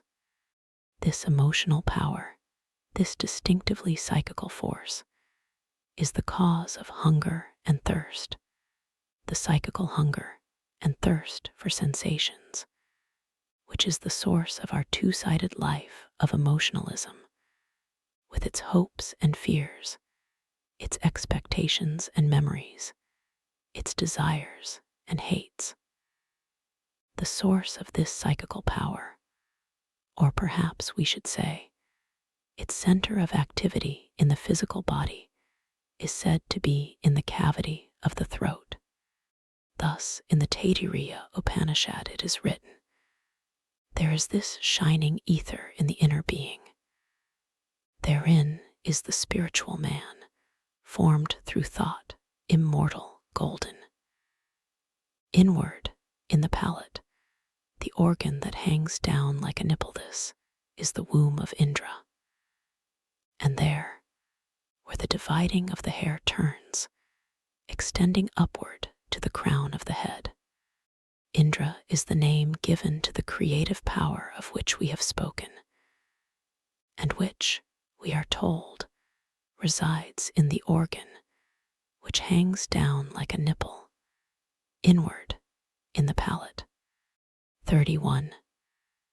By perfectly concentrated meditation on the center of force, in the channel called the tortoise formed, comes steadfastness.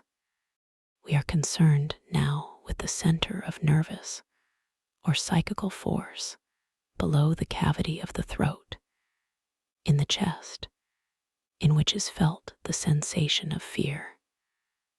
The center, the disturbance of which sets the heart beating miserably with dread, or which produces that sense of terror through which the heart is said to stand still. When the truth concerning fear is thoroughly mastered through spiritual insight into the immortal, fearless life, then this force is perfectly controlled. There is no more fear, just as, through the control of the psychic power, which works through the nerve center in the throat, there comes a cessation of hunger and thirst. Thereafter, these forces, or their spiritual prototypes, are turned to the building of the spiritual man. Always, it must be remembered, the victory is first a spiritual one. Only later does it bring control of the bodily powers. 32. Through perfectly concentrated meditation on the light in the head comes the vision of the masters who have attained. The tradition is that there is a certain center of force in the head, perhaps the pineal gland, which some of our Western philosophers have supposed to be the dwelling of the soul, a center which is, as it were, the doorway between the natural and the spiritual man. It is the seat of that better and wiser consciousness behind the outward-looking consciousness in the forward part of the head, that better and wiser consciousness of the back of the mind, which views spiritual things and seeks to impress the spiritual view on the outward-looking consciousness in the forward part of the head. It is the spiritual man seeking to guide the natural man, seeking to bring the natural man to concern himself with the things of his immortality. This is suggested in the words of the Upanishad already quoted. There, where the dividing of the hair turns, extending upward to the crown of the head, all of which may sound very fantastical until one comes to understand it.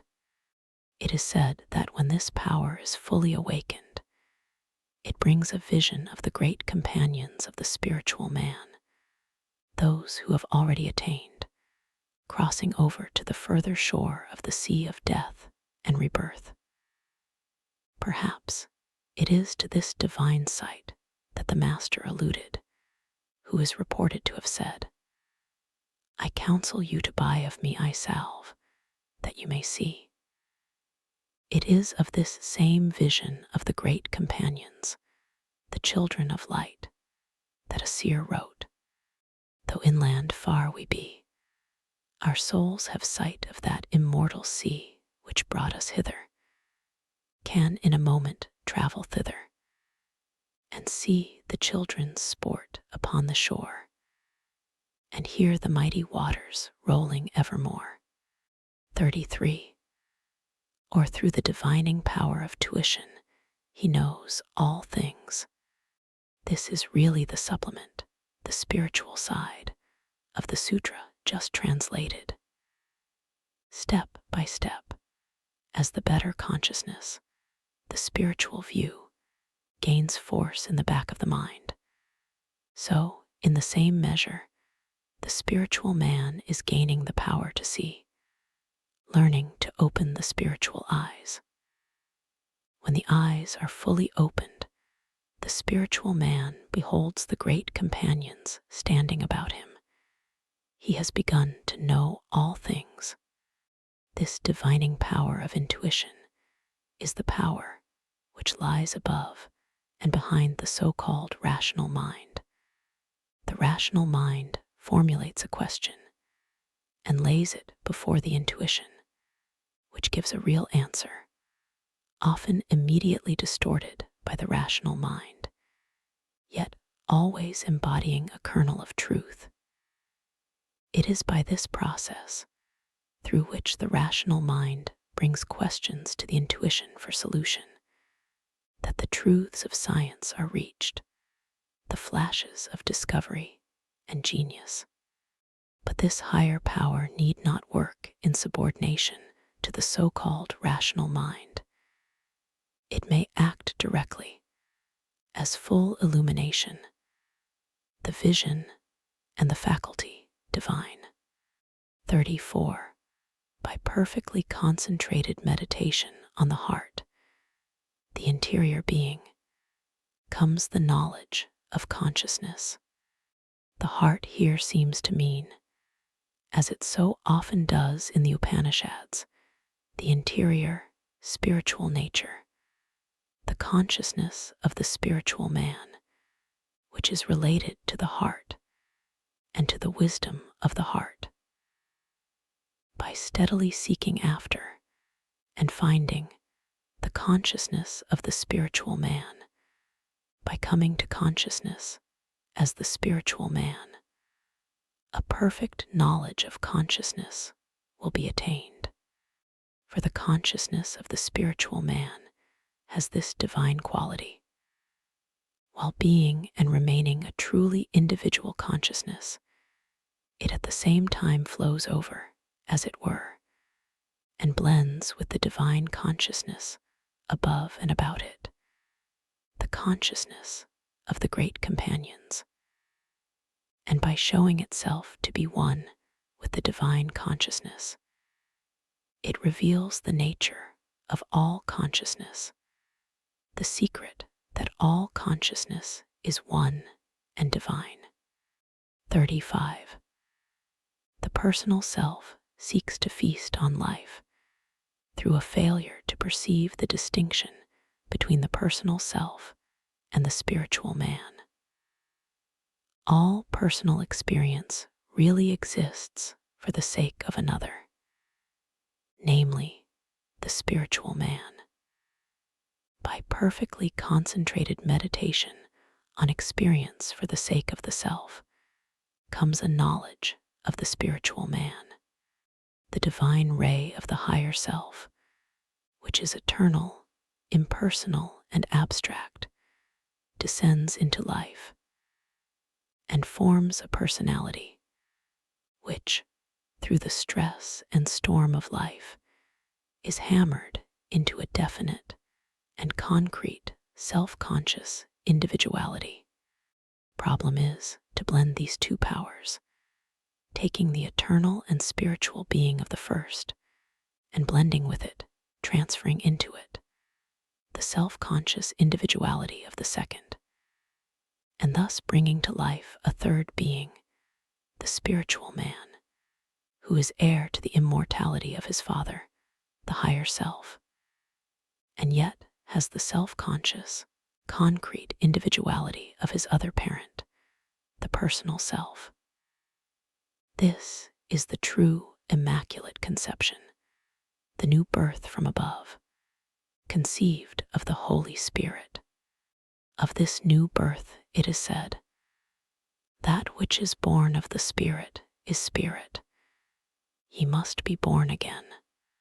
Rightly understood, therefore, the whole life of the personal man is for another, not for himself. He exists only to render his very life and all his experience for the building up of the spiritual man. Only through failure to see this does he seek enjoyment for himself, seek to secure the feasts of life for himself, not understanding that he must live for the other, live sacrificially, offering both feasts and his very being on the altar, giving himself as a contribution for the building of the spiritual man. When he does understand this and lives for the higher self, setting his heart and thought on the higher self, then his sacrifice bears divine fruit. The spiritual man is built up, consciousness awakes in him, and he comes fully into being as a divine and immortal individuality. 36.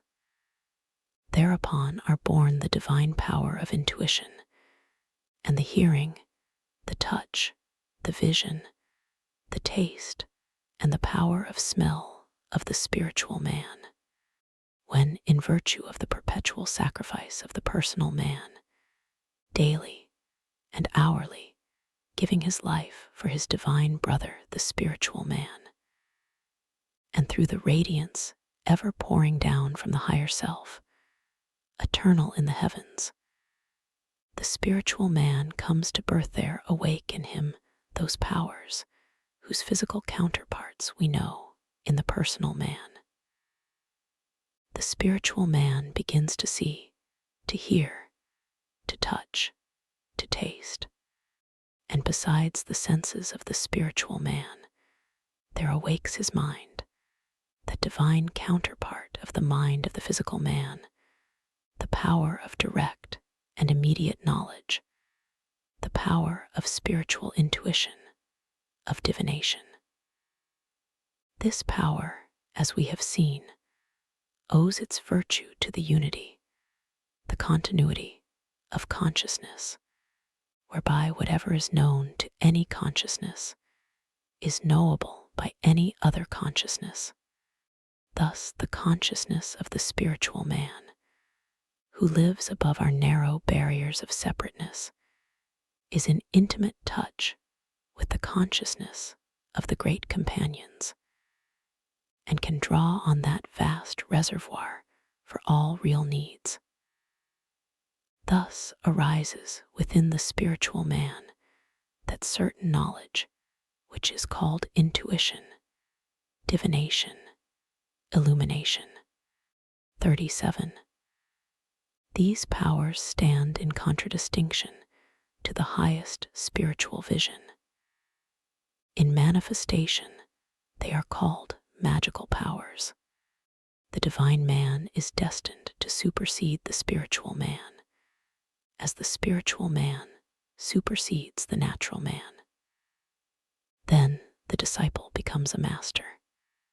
The opened powers of Tile's spiritual man, spiritual vision, hearing, and touch, stand, therefore, in contradistinction to the higher divine power above them, and must in no wise be regarded as the end of the way, for the path has no end, but rises ever to higher and higher glories.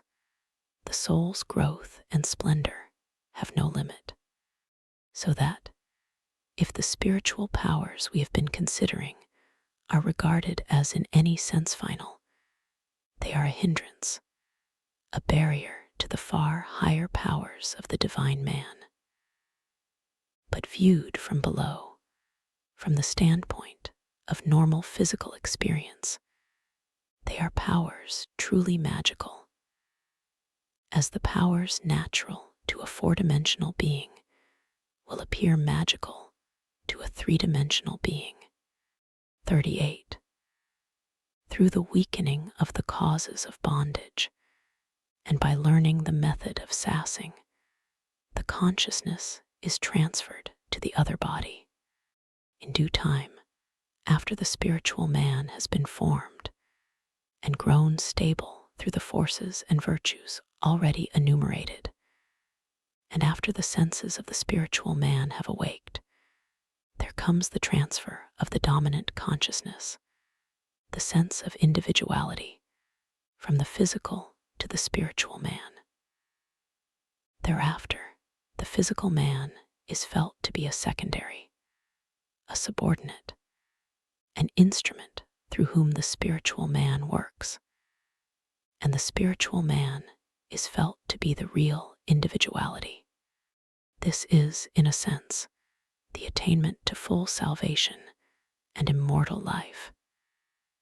Yet, it is not the final goal or resting place, but only the beginning of the greater way.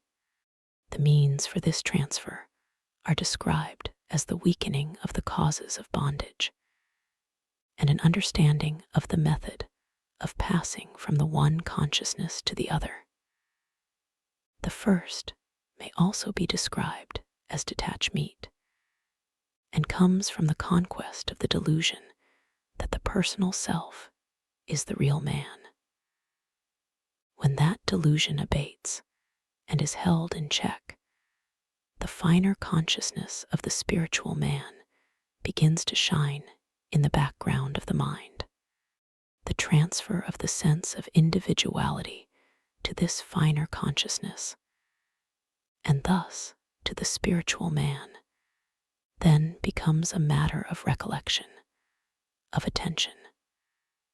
Primarily, a matter of taking a deeper interest in the life and doings of the spiritual man than in the pleasures or occupations of the personality. Therefore it is said, "Lay not up for yourselves treasures upon earth, where moth and rust cloth corrupt, and where thieves break through and steal. But lay up for yourselves treasures in heaven, where neither moth nor rust cloth corrupt, and where thieves do not break through nor steal. For where your treasure is, there will your heart be also." 39. Through mastery of the upward life comes freedom from the dangers of water, morass, and thorny places, and the power of ascension is gained. Here is one of the sentences so characteristic of this author, and indeed of the Eastern spirit, in which there is an obvious exterior meaning, and within this, a clear interior meaning, not quite so obvious, but far more vital. The surface meaning is that by mastery of a certain power, called here the upward life, and akin to levitation, there comes the ability to walk on water, or to pass over thorny places without wounding the feet. But there is a deeper meaning. When we speak of the disciple's path as a path of thorns, we use a symbol, and the same symbol is used here.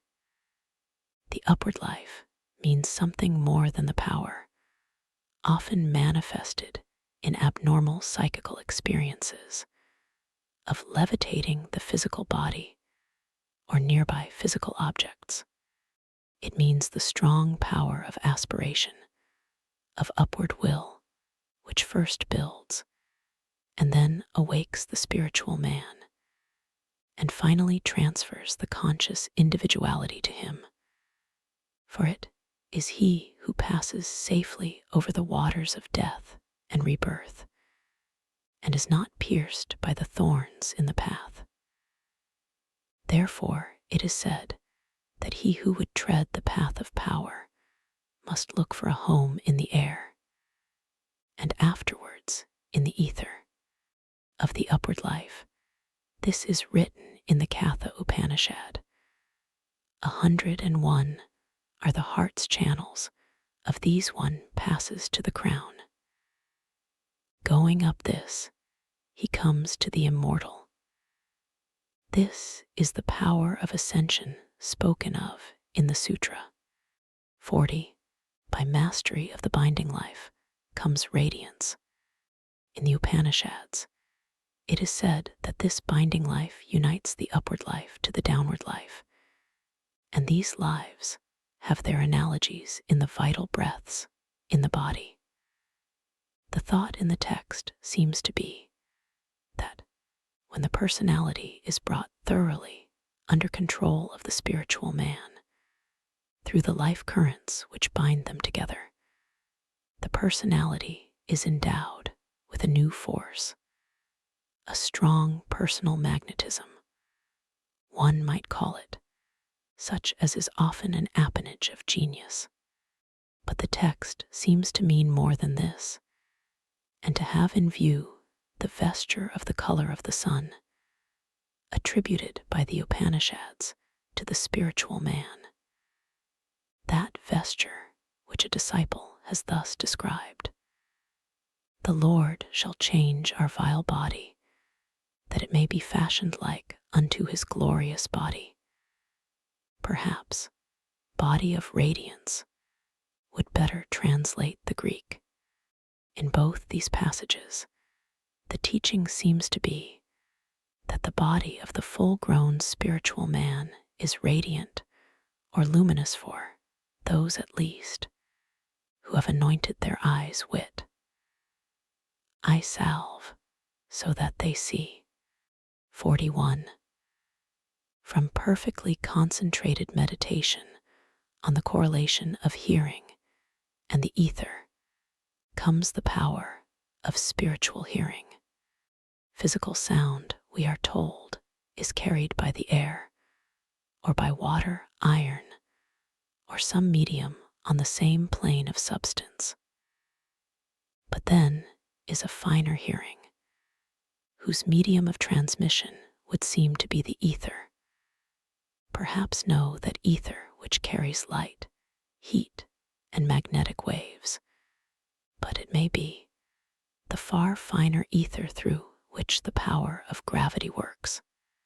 For while light or heat or magnetic waves traveling from the sun to the earth take 8 minutes for the journey, it is mathematically certain that the pull of gravitation does not take as much as 8 seconds, or even the eighth of a second.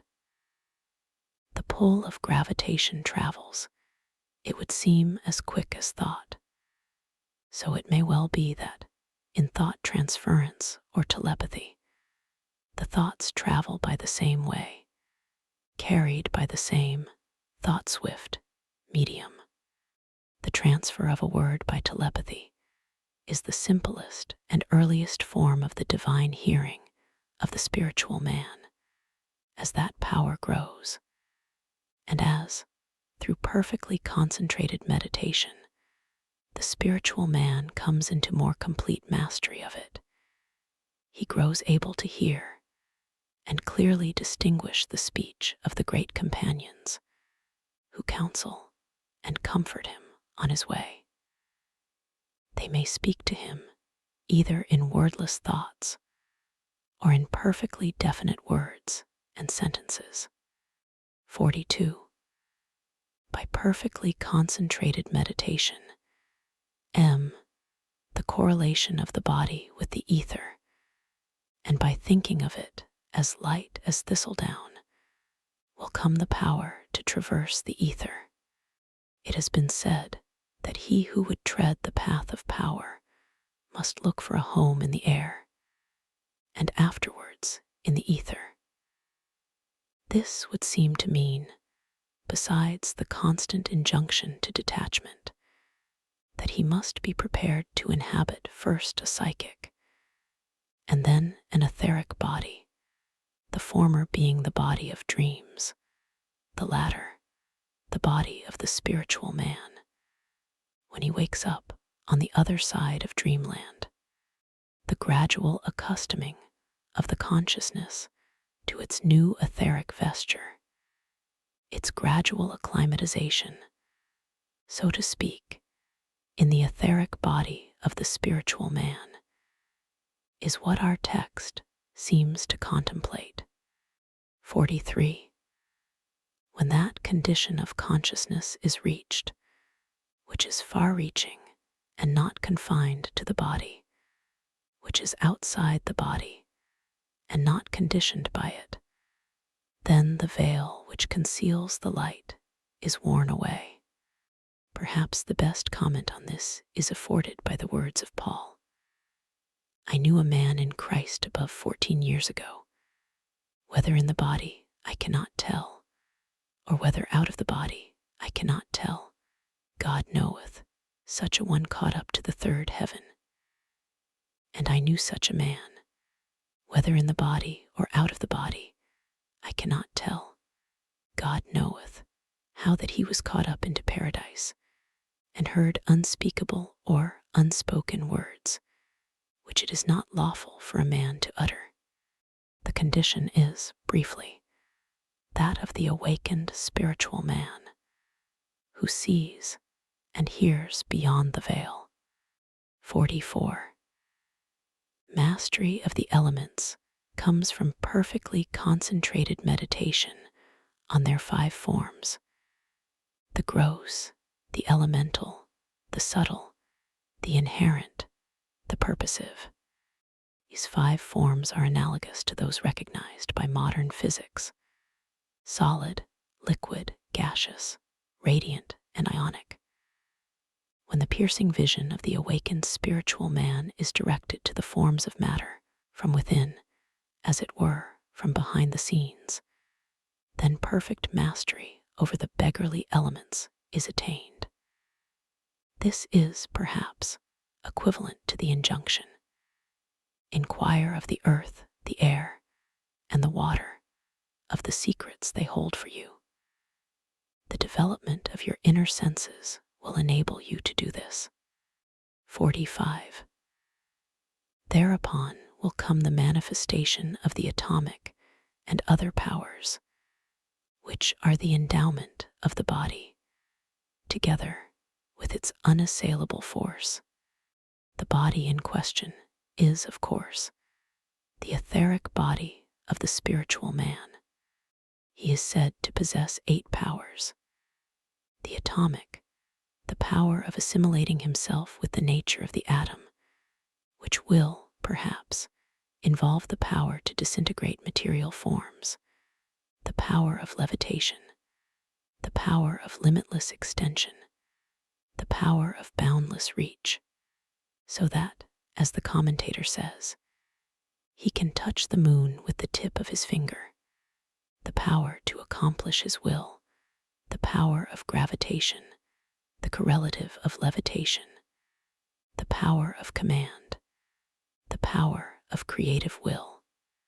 These are the endowments of the spiritual man. Further, the spiritual body is unassailable. Fire burns it not, water wets it not, the sword cleaves it not, dry winds parch it not. And it is said, the spiritual man can impart something of this quality and temper to his bodily vesture. 46. Shapeliness, beauty, force, the temper of the diamond. These are the endowments of that body.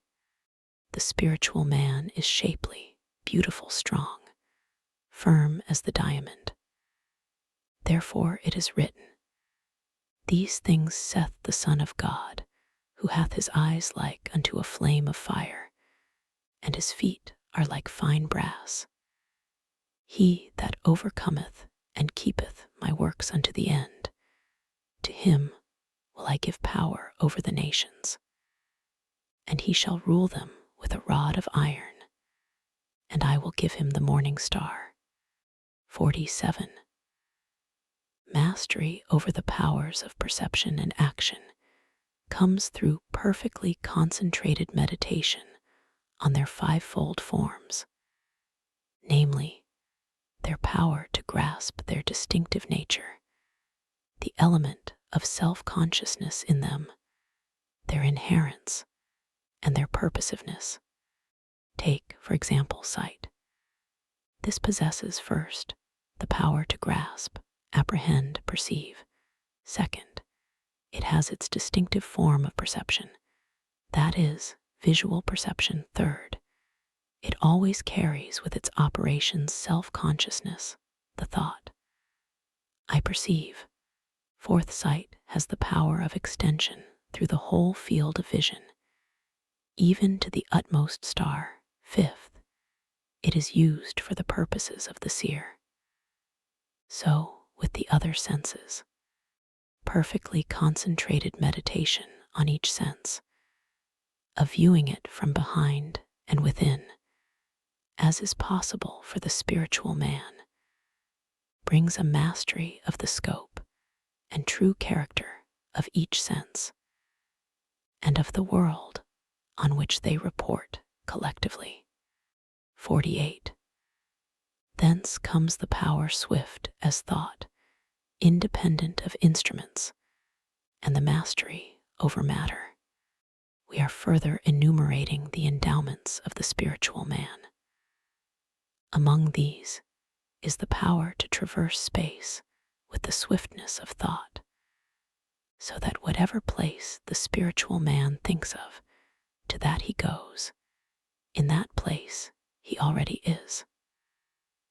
Thought has now become his means of locomotion. He is, therefore, independent of instruments, and can bring his force to bear directly, wherever he wills. 49. When the spiritual man is perfectly disentangled from the psychic body, he attains to mastery over all things and to a knowledge of all. The spiritual man is enmeshed in the web of the emotions, desire, fear, ambition, passion, and impeded by the mental forms of separateness and materialism. When these meshes are sundered, these obstacles completely overcome, then the spiritual man stands forth in his own wide world, strong, mighty, wise. He uses divine powers with a divine scope and energy, working together with divine companions. To such a one it is said, "Thou art now a disciple, able to stand, able to hear, able to see, able to speak. Thou hast conquered desire and attained to self-knowledge. Thou hast seen thy soul in its bloom and recognized it, and heard the voice of the silence." 50. By absence of all self-indulgence at this point, when the seeds of bondage to sorrow are destroyed, pure spiritual being is attained. The seeking of indulgence for the personal self, whether through passion or ambition, sows the seed of future sorrow. For this self-indulgence of the personality is a double sin against the real, a sin against the cleanness of life, and a sin against the universal being, which permits no exclusive particular good, since, in the real, all spiritual possessions are held in common. This twofold sin brings its reacting punishment, its confining bondage to sorrow, but ceasing from self-indulgence brings purity, liberation, spiritual life. 51. There should be complete overcoming of allurement or pride in the invitations of the different realms of life, lest attachment to things evil arise once more. The commentator tells us that disciples, seekers for union, are of 4 degrees. First, those who are entering the path. Second, those who are in the realm of allurements. Third, those who have won the victory over matter and the senses. Fourth, those who stand firm in pure spiritual life. To the second, especially, the caution in the text is addressed. More modern teachers would express the same truth by a warning against the delusions and fascinations of the psychic realm, which open around the disciple as he breaks through into the unseen worlds. These are the dangers of the anteroom. Safety lies in passing on swiftly into the inner chamber. Him that overcometh will I make a pillar in the temple of my God, and he shall go no more out. 52. From perfectly concentrated meditation on the divisions of time and their succession comes that wisdom which is born of discernment. The Upanishads say of the liberated that he has passed beyond the triad of time. He no longer sees life as projected into past, present, and future, since these are forms of the mind, but beholds all things spread out in the quiet light of the eternal. This would seem to be the same thought, and to point to that clear-eyed spiritual perception which is above time, that wisdom born of the unveiling of time's delusion. Then shall the disciple live neither in the present nor the future, but in the eternal. 53. Hence comes discernment between things which are of like nature, not distinguished by difference of kind, character, or position. Here, as also in the preceding sutra, we are close to the doctrine that distinctions of order, time, and space are creations of the mind, the threefold prism through which the real object appears to us distorted and refracted. When the prism is withdrawn, the object returns to its primal unity, no longer distinguishable by the mind, yet clearly knowable by that high power of spiritual discernment, of illumination, which is above the mind. 54. The wisdom which is born of discernment is star-like. It discerns all things and all conditions of things. It discerns without succession. Simultaneously, that wisdom, that intuitive divining power is star-like, says the commentator, because it shines with its own light, because it rises on high and illumines all things. Naught is hid from it, whether things past, things present, or things to come, for it is beyond the threefold form of time, so that all things are spread before it together in the single light of the divine. This power has been beautifully described by Columba. Some there are, though very few, to whom divine grace has granted this, that they can clearly and most distinctly see, at one and the same moment, as though under one ray of the sun, even the entire circuit of the whole world with its surroundings of ocean and sky, the inmost part of their mind being marvelously enlarged. 55. When the vesture and the spiritual man are alike pure, then perfect spiritual life is attained. The vesture, says the commentator, must first be washed pure of all stains of passion and darkness, and the seeds of future sorrow must be burned up utterly. Then, both the vesture and the wearer of the vesture being alike pure, the spiritual man enters into perfect spiritual life. Introduction to Book 4, the third book of the Sutras, has fairly completed the history of the birth and growth of the spiritual man and the enumeration of his powers, at least so far as concerns that first epoch in his immortal life, which immediately succeeds and supersedes the life of the natural man. In the fourth book, we are to consider what one might call the mechanism of salvation, the ideally simple working of cosmic law, which brings the spiritual man to birth, growth, and fullness of power, and prepares him for the splendid, toilsome further stages of his great journey home. The sutras are here brief to obscurity. Only a few words, for example, are given to the great triune mystery and illusion of time. A phrase or two indicates the sweep of some universal law.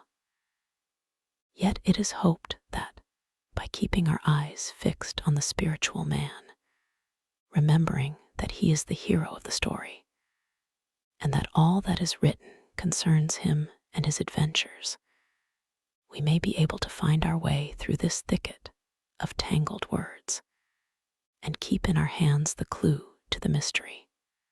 The last part of the last book needs little introduction. In a sense, it is the most important part of the whole treatise, since it unmasks the nature of the personality, that psychical mind, which is the wakeful enemy of all who seek to tread the path.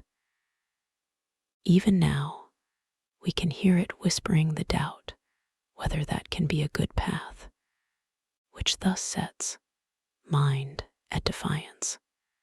If this, then, be the most vital and fundamental part of the teaching, should it not stand at the very beginning?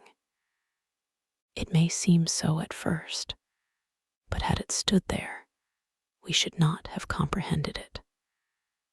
For he who would know the doctrine must lead the life, doing the will of his Father, which is in heaven. Book 4. 1. Psychic and spiritual powers may be inborn, or they may be gained by the use of drugs, or by incantations, or by fervor, or by meditation. Spiritual powers have been enumerated and described in the preceding sections. They are the normal powers of the spiritual man, the antitype, the divine addition of the powers of the natural man. Through these powers, the spiritual man stands, sees, hears, speaks in the spiritual world, as the physical man stands, sees, hears, speaks in the natural world. There's a counterfeit presentment of the spiritual man in the world of dreams, a shadow lord of shadows, who has his own dreamy powers of vision, of hearing, of movement. He has left the natural without reaching the spiritual. He has set forth from the shore, but has not gained the further verge of the river. He is borne along by the stream, with no foothold on either shore. Leaving the actual, he has fallen short of the real, caught in the limbo of vanities and delusions. The cause of this aberrant phantasm is always the worship of a false, vain self, the lord of dreams, within one's own breast. This is the psychic man, lord of delusive and bewildering psychic powers. Spiritual powers, like intellectual or artistic gifts, may be inborn. The fruit, that is, of seeds planted and reared with toil in a former birth. So also the powers of the psychic man may be inborn, a delusive harvest from seeds of delusion. Psychical powers may be gained by drugs, as poverty, shame, debasement may be gained by the selfsame drugs. In their action, they are baneful, cutting the man off from consciousness of the restraining power of his divine nature, so that his forces break forth exuberant, like the laughter of drunkards, and he sees and hears things delusive. While sinking, he believes that he has risen, growing weaker. He thinks himself full of strength, beholding illusions, he takes them to be true. Such are the powers gained by drugs.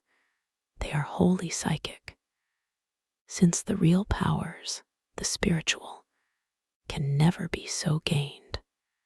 Incantations are affirmations of half-truths concerning spirit and matter, what is and what is not, which work upon the mind, and slowly build up a wraith of powers and a delusive well-being.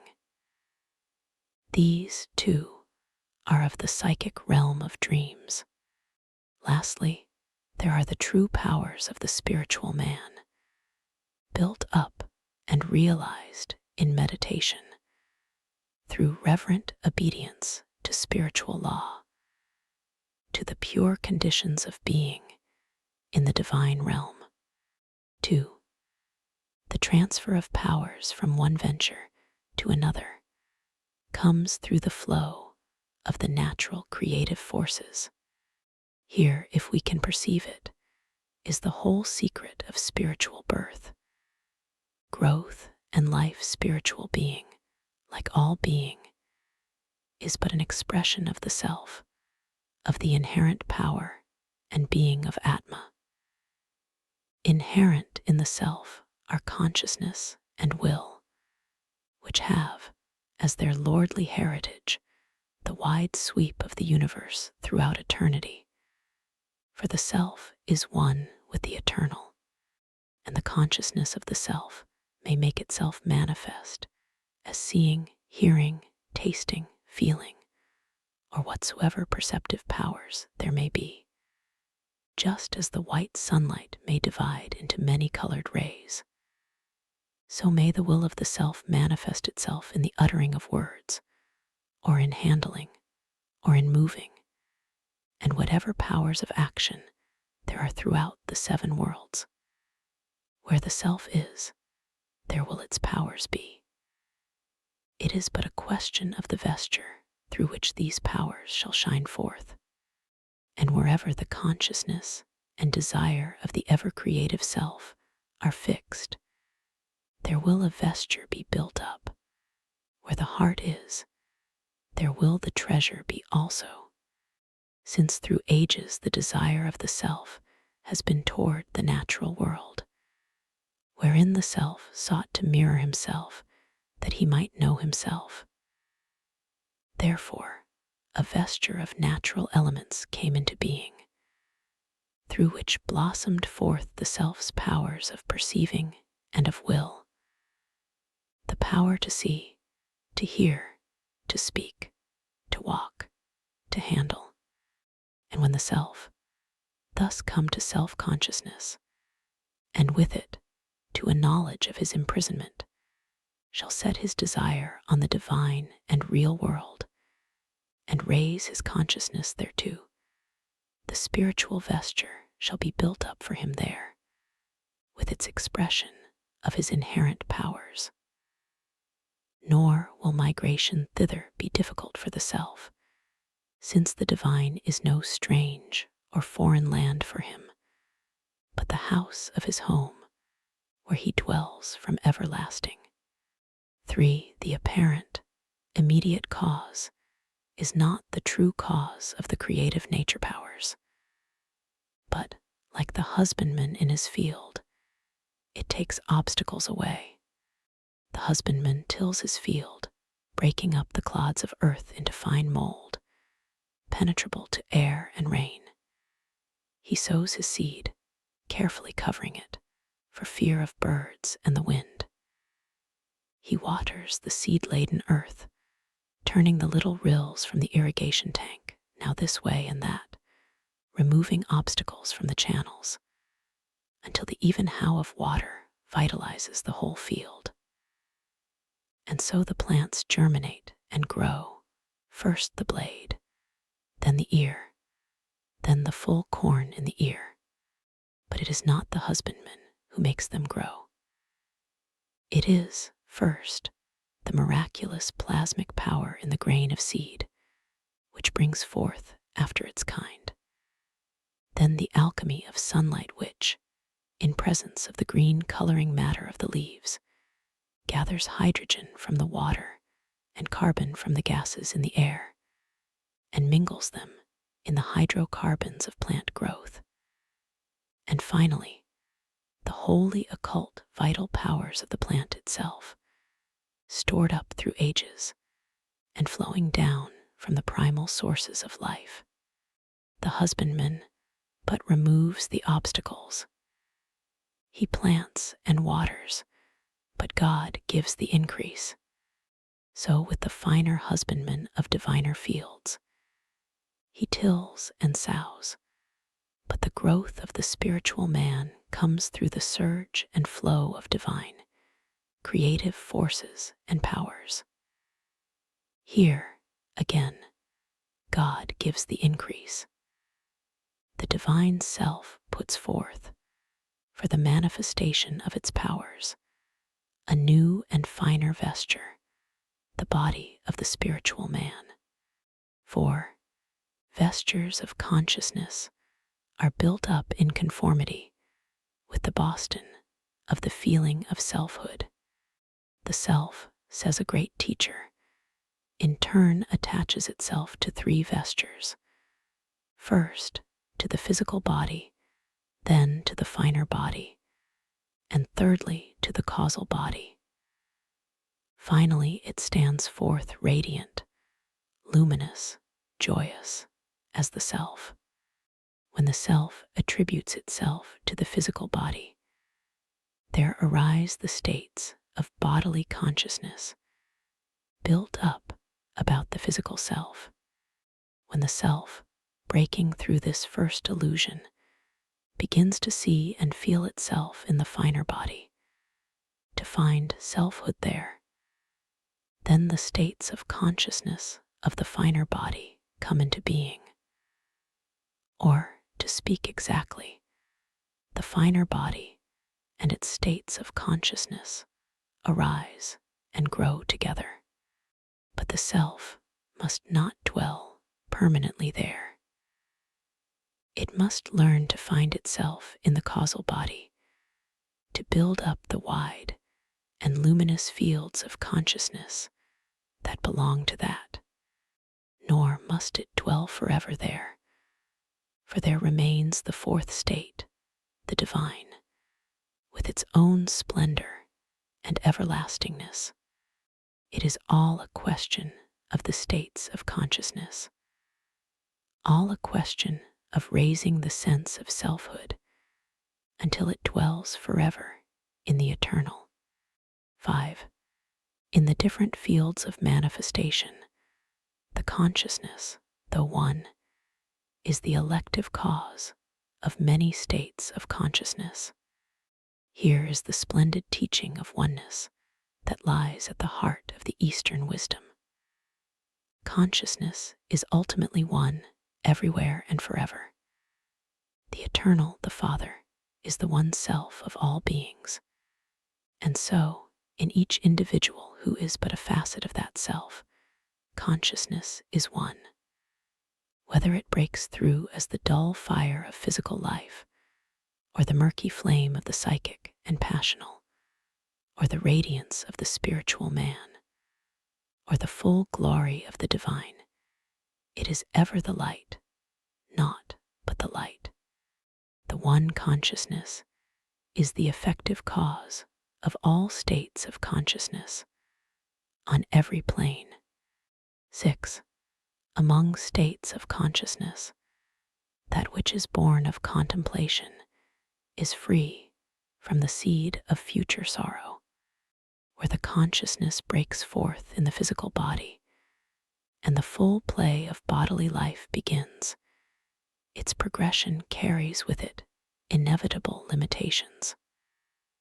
Birth involves death. Meetings have their partings.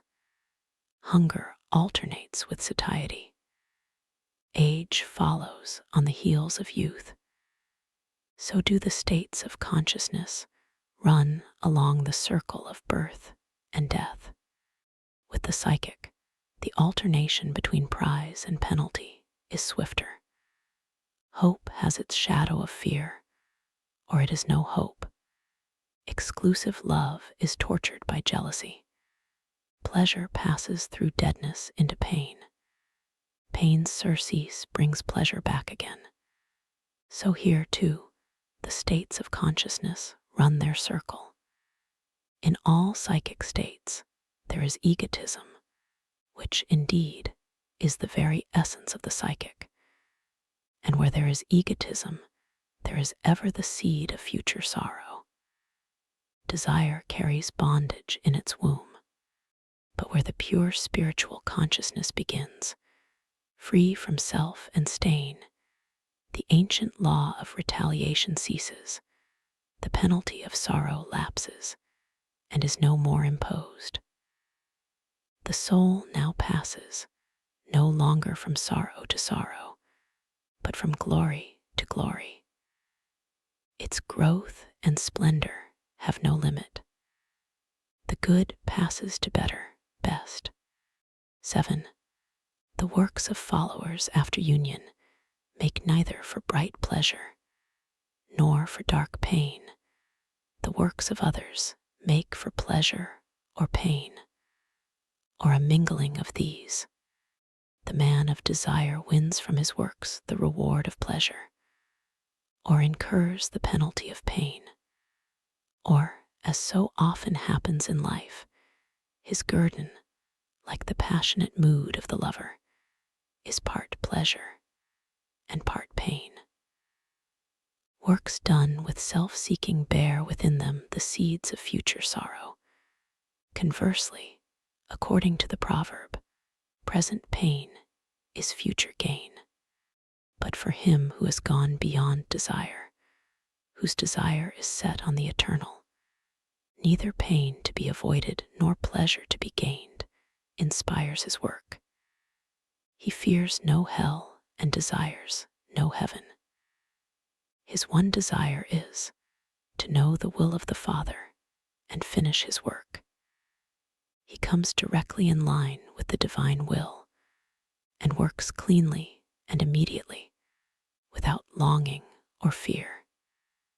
His heart dwells in the eternal. All his desires are set on the eternal. 8. From the force inherent in works comes the manifestation of those dynamic mind images, which are conformable to the ripening out of each of these works. We are now to consider the general mechanism of karma, in order that we may pass on to the consideration of him who is free from karma. Karma, indeed, is the concern of the personal man, of his bondage or freedom. It is the succession of the forces which built up the personal man, reproducing themselves in one personality after another. Now let us take an imaginary case to see how these forces may work out. Let us think of a man with murderous intent in his heart, striking with a dagger at his enemy. He makes a red wound in his victim's breast. At the same instant, he paints, in his own mind, a picture of that wound. A picture dynamic with all the fierce willpower he has put into his murderous blow. In other words, he has made a deep wound in his own psychic body. And when he comes to be born again, that body will become his outermost vesture, upon which, with its wound still there, bodily tissue will be built up. So the man will be born maimed, or with the predisposition to some mortal injury. He is unguarded at that point, and any trifling accidental blow will pierce the broken joints of his psychic armor. Thus do the dynamic mind images manifest themselves, coming to the surface, so that works done in the past may ripen and come to fruition. 9.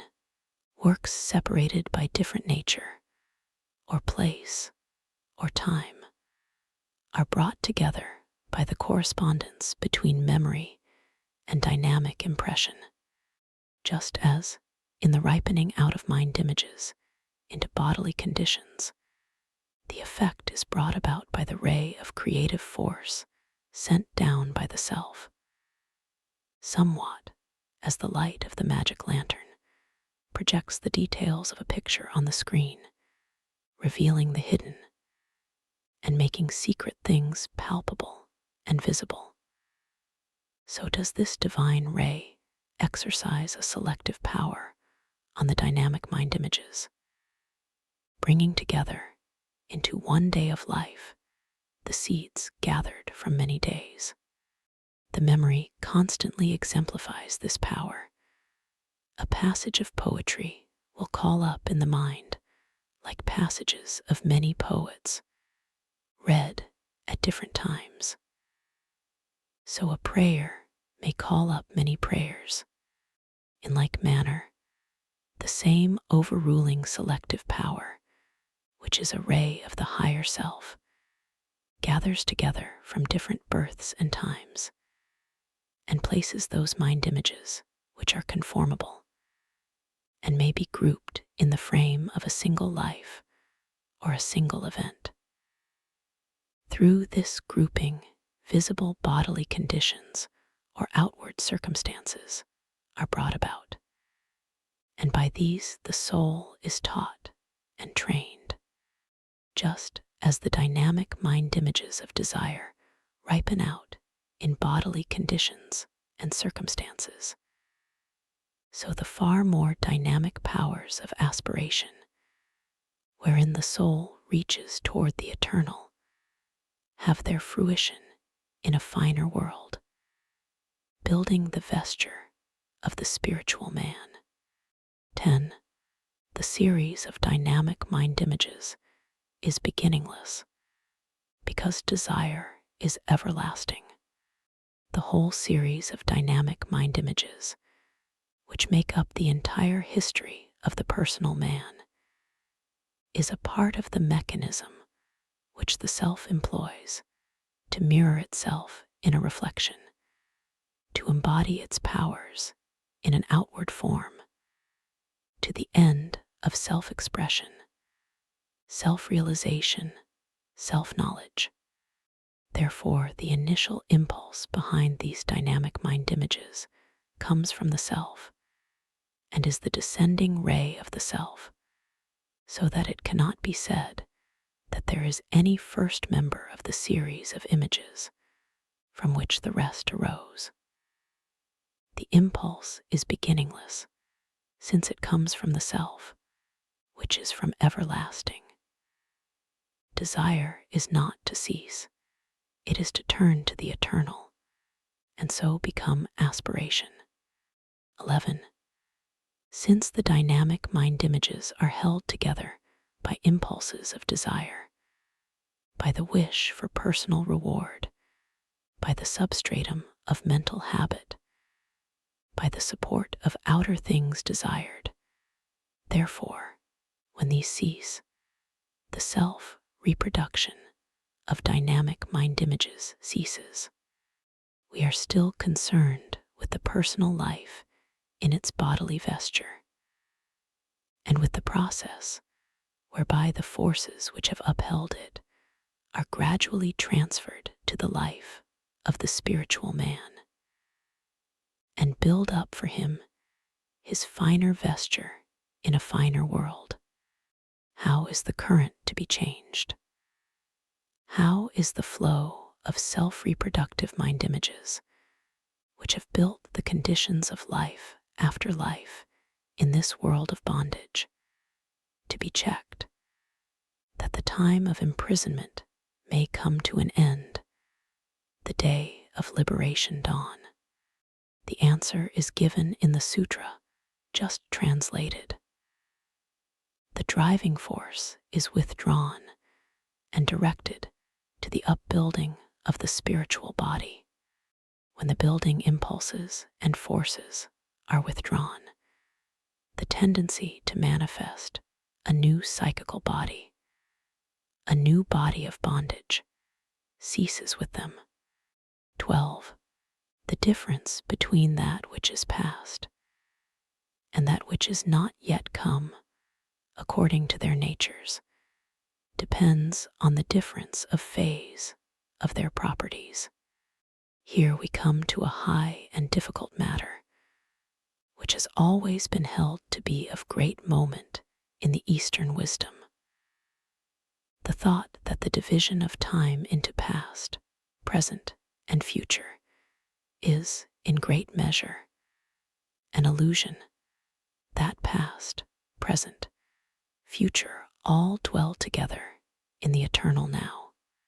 The discernment of this truth has been held to be so necessarily a part of wisdom that one of the names of the enlightened is he who has passed beyond the three times, past, present, future.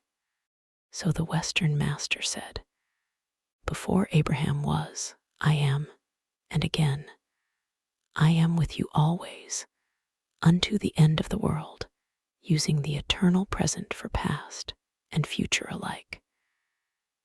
With the same purpose, the Master speaks of himself as the Alpha and the Omega, the beginning and the end, the first and the last, and a master of our own day's rights. I feel even irritated at having to use these three clumsy words, past, present, and future. Miserable concepts of the objective phases of the subjective whole. They are about as ill adapted for the purpose as an axe for fine carving. In the eternal now, both past and future are consummated. Björklund, the Swedish philosopher, has well stated the same truth.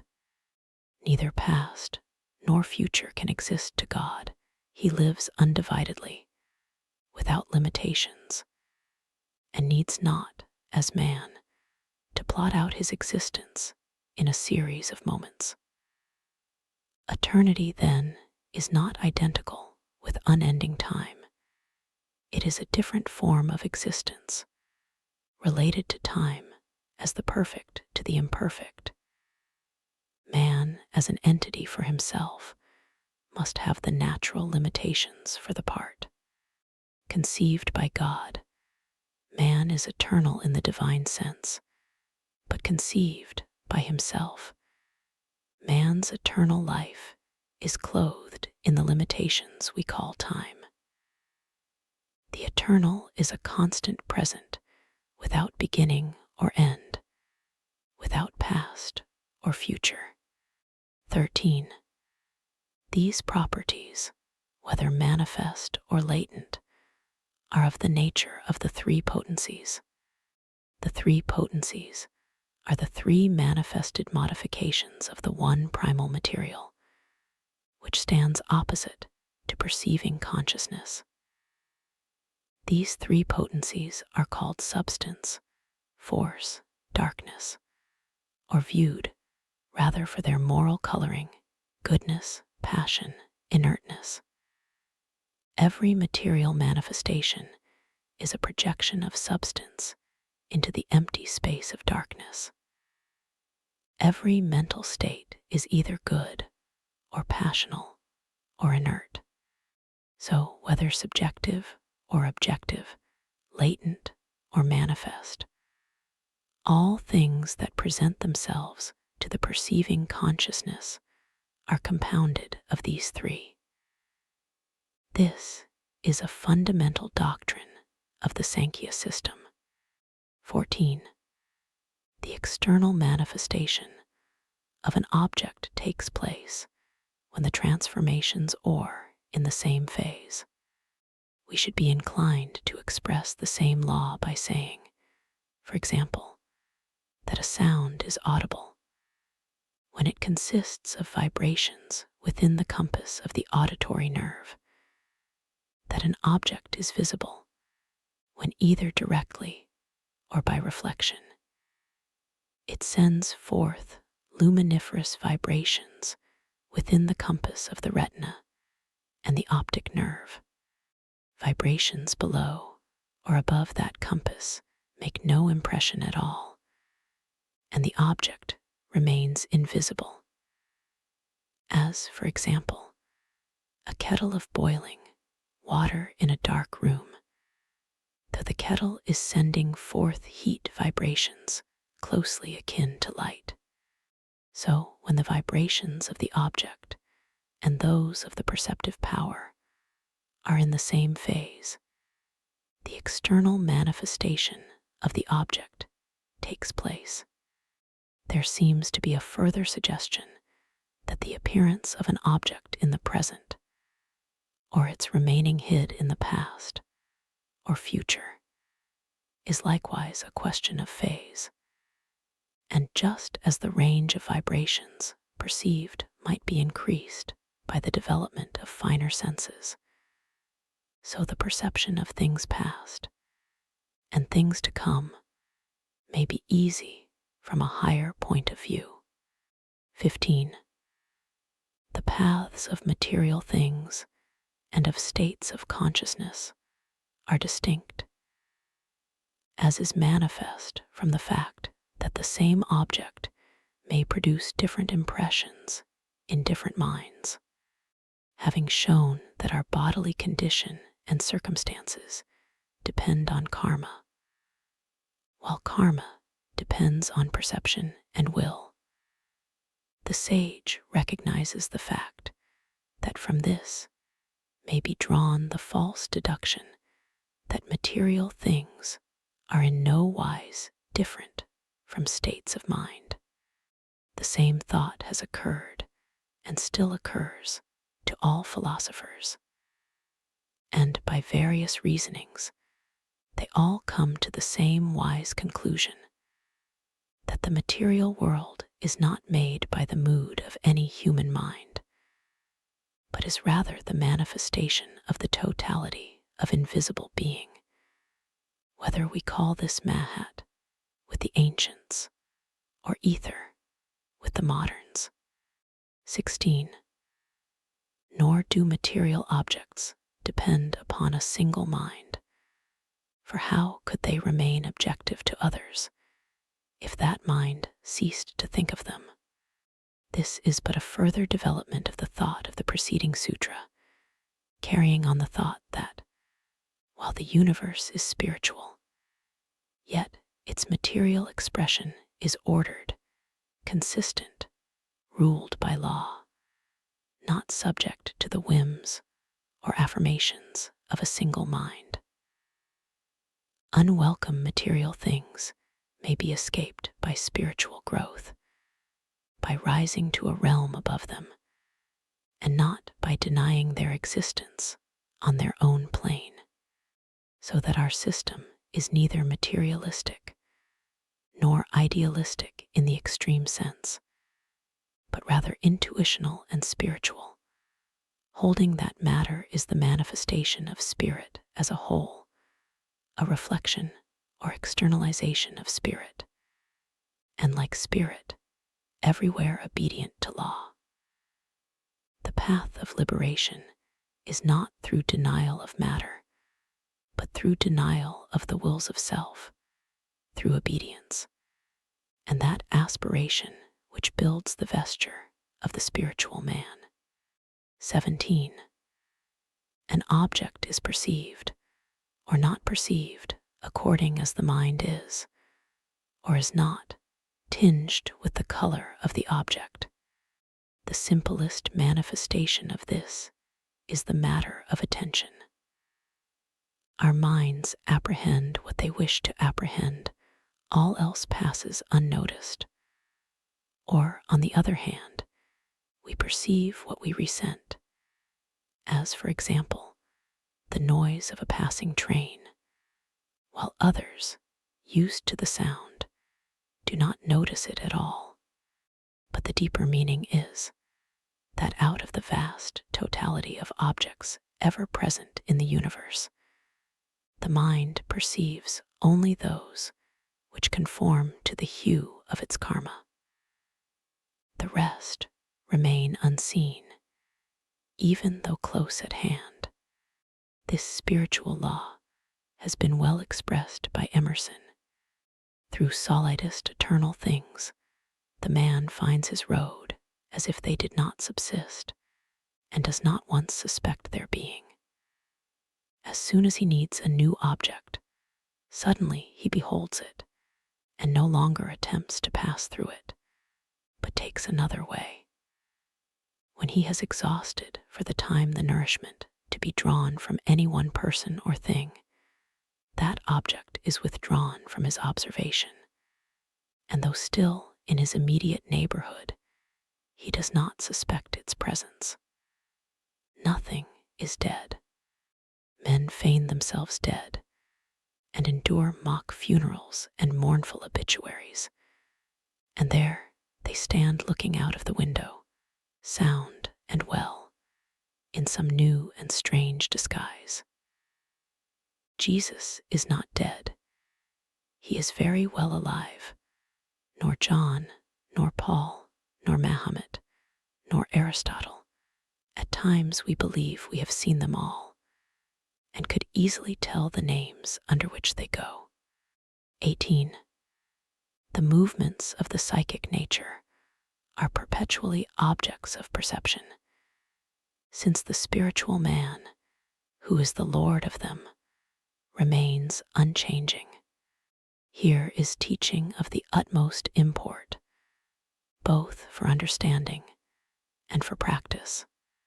To the psychic nature belong all the ebb and flow of emotion, all hoping and fearing, desire and hate, the things that make the multitude of men and women deem themselves happy or miserable. To it also belong the measuring and comparing, the doubt and questioning, which for the same multitude make up mental life, so that there results the emotion-soaked personality with its dark and narrow view of life, the shivering, terror-driven personality that is life itself for all but all of mankind. Yet the personality is not the true man, not the living soul at all, but only a spectacle which the true man observes. Let us understand this, therefore, and draw ourselves up inwardly to the height of the spiritual man, who, standing in the quiet light of the eternal, looks down serene upon this turmoil of the outer life. One first masters the personality, the mind, by thus looking down on it from above, from within, by steadily watching its ebb and flow as objective outward, and therefore not the real self. This standing back is the first step, detachment. The second, to maintain the vantage ground thus gained, is recollection. 19. The mind is not self-luminous, since it can be seen as an object. This is a further step toward overthrowing the tyranny of the mind, the psychic nature of emotion and mental measuring. This psychic self, the personality, claims to be absolute, asserting that life is for it and through it. It seeks to impose on the whole being of man its narrow, materialistic, faithless view of life and the universe.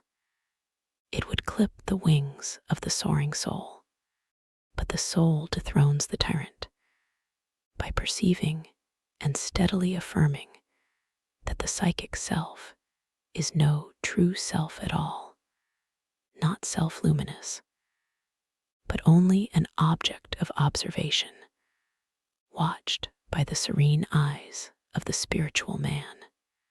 20. Nor could the mind at the same time know itself and things external to it.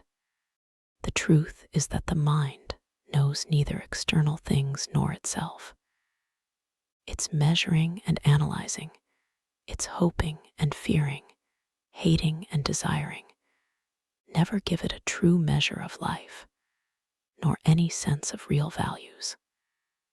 Ceaselessly active, it never really attains to knowledge, or, if we admit its knowledge, it ever falls short of wisdom, which comes only through intuition, the vision of the spiritual man. Life cannot be known by the mind. Its secrets cannot be learned through the mind. The proof is the ceaseless strife and contradiction of opinion among those who trust in the mind. Much less can the mind know itself, the more so, because it is pervaded by the illusion that it truly knows, truly is. True knowledge of the mind comes first, when the spiritual man, arising, stands detached, regarding the mind from above with quiet eyes, and seeing it for the tangled web of psychic forces that it truly is. But the truth is divined long before it is clearly seen, and then begins the long battle of the mind against the real, the mind fighting doggedly, craftily, for its supremacy. 21. If the mind be thought of as seen by another more inward mind, then there would be an endless series of perceiving minds and a confusion of memories. One of the expedients by which the mind seeks to deny and thwart the soul, when it feels that it is beginning to be circumvented and seen through, is to assert that this seeing is the work of a part of itself, one part observing the other, and thus leaving no need nor place for the spiritual man. To this strategy, the argument is opposed by our philosopher that this would be no true solution, but only a postponement of the solution. For we should have to find yet another part of the mind to view the first observing part, and then another to observe this, and so on, endlessly. The true solution is that the spiritual man looks down upon the psychic nature and observes it. When he views the psychic pictures gallery, this is memory, which would be a hopeless, inextricable confusion if we thought of one part of the mind with its memories, viewing another part with memories of its own. The solution of the mystery lies not in the mind, but beyond it, in the luminous life of the risen Lord, the spiritual man. 22. When the psychical nature takes on the form of the spiritual intelligence, by reflecting it, then the self becomes conscious of its own spiritual intelligence. We are considering a stage of spiritual life at which the psychical nature has been cleansed and purified. Formerly, it reflected in its plastic substance the images of the earthy. Purified now, it reflects the image of the heavenly, giving the spiritual intelligence a visible form. The self, beholding that visible form, in which its spiritual intelligence has, as it were, taken palpable shape, thereby reaches self-recognition, self-comprehension. The self sees itself in this mirror, and thus becomes not only conscious, but self-conscious. This is, from one point of view, the purpose of the whole evolutionary process. 23. The psychic nature, taking on the color of the seer and of things seen, leads to the perception of all objects. In the unregenerate man, the psychic nature is saturated with images of material things, of things seen or heard or tasted or felt. And this web of dynamic images forms the ordinary material and driving power of life. The sensation of sweet things tasted clamors to be renewed, and drives the man into effort to obtain its renewal. So he adds image to image, each dynamic and importunate, piling up sin's intolerable burden. Then comes regeneration and the washing away of sin through the fiery, creative power of the soul, which burns out the stains of the psychic vesture, purifying it as gold is refined in the furnace. The suffering of regeneration springs from this indispensable purifying.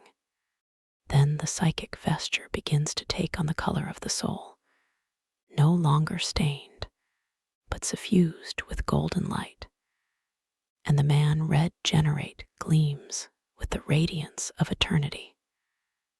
Thus the spiritual man puts on fair raiment, for of this cleansing it is said, "Though your sins be as scarlet, they shall be white as snow. Though they be as crimson, they shall be as wool." 24. The psychic nature, which has been printed with mind images of innumerable material things, exists now for the spiritual man, building for him. The mind, once the tyrant, is now the slave, recognized as outward, separate, not self, a well-trained instrument of the spiritual man. For it is not ordained for the spiritual man that, finding his high realm, he shall enter altogether there and pass out of the vision of mankind. It is true that he dwells in heaven, but he also dwells on earth. He has angels and archangels, the hosts of the just made perfect, for his familiar friends, but he has at the same time found a new kinship with the prone children of men who stumble and sin in the dark. Finding sinlessness, he finds also that the world's sin and shame are his, not to share, but to atone. Finding kinship with angels, he likewise finds his part in the toil of angels, the toil for the redemption of the world. For this work, he, who now stands in the heavenly realm, needs his instrument on earth, and this instrument he finds, ready to his hand, and fitted and perfected by the very struggles he has waged against it, in the personality, the mind of the personal man. This once tyrant is now his servant and perfect ambassador, bearing witness before men of heavenly things, and even in this present world doing the will and working the works of the Father. 25. For him who discerns between the mind and the spiritual man, there comes perfect fruition of the longing after the real being of the self. Many times in the long struggle have the soul's aspirations seemed but a hopeless, impossible dream, a madman's counsel of perfection.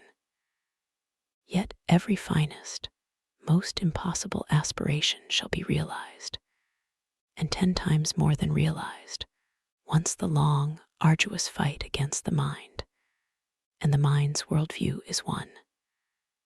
And then it will be seen that unfaith and despair were but weapons of the mind to daunt the soul, and put off the day when the neck of the mind shall be put under the foot of the soul. Have you aspired, well nigh hopeless, after immortality? You shall be paid by entering the immortality of God. Have you aspired in misery and pain, after consoling, healing love?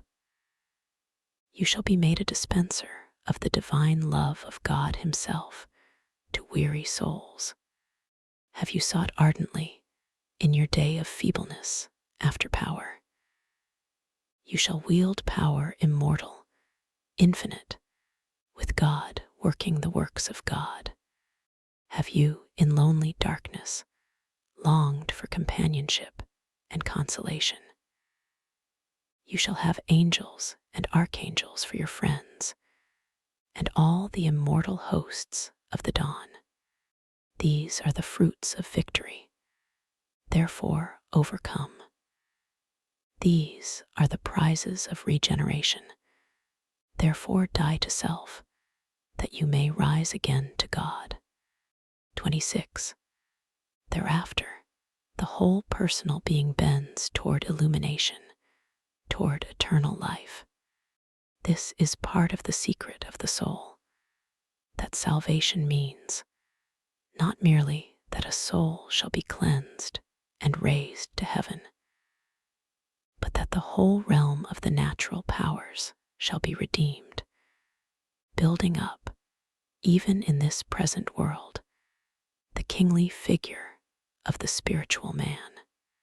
The traditions of the ages are full of his footsteps, majestic, uncomprehended shadows, myths, demigods, fill the memories of all the nobler peoples.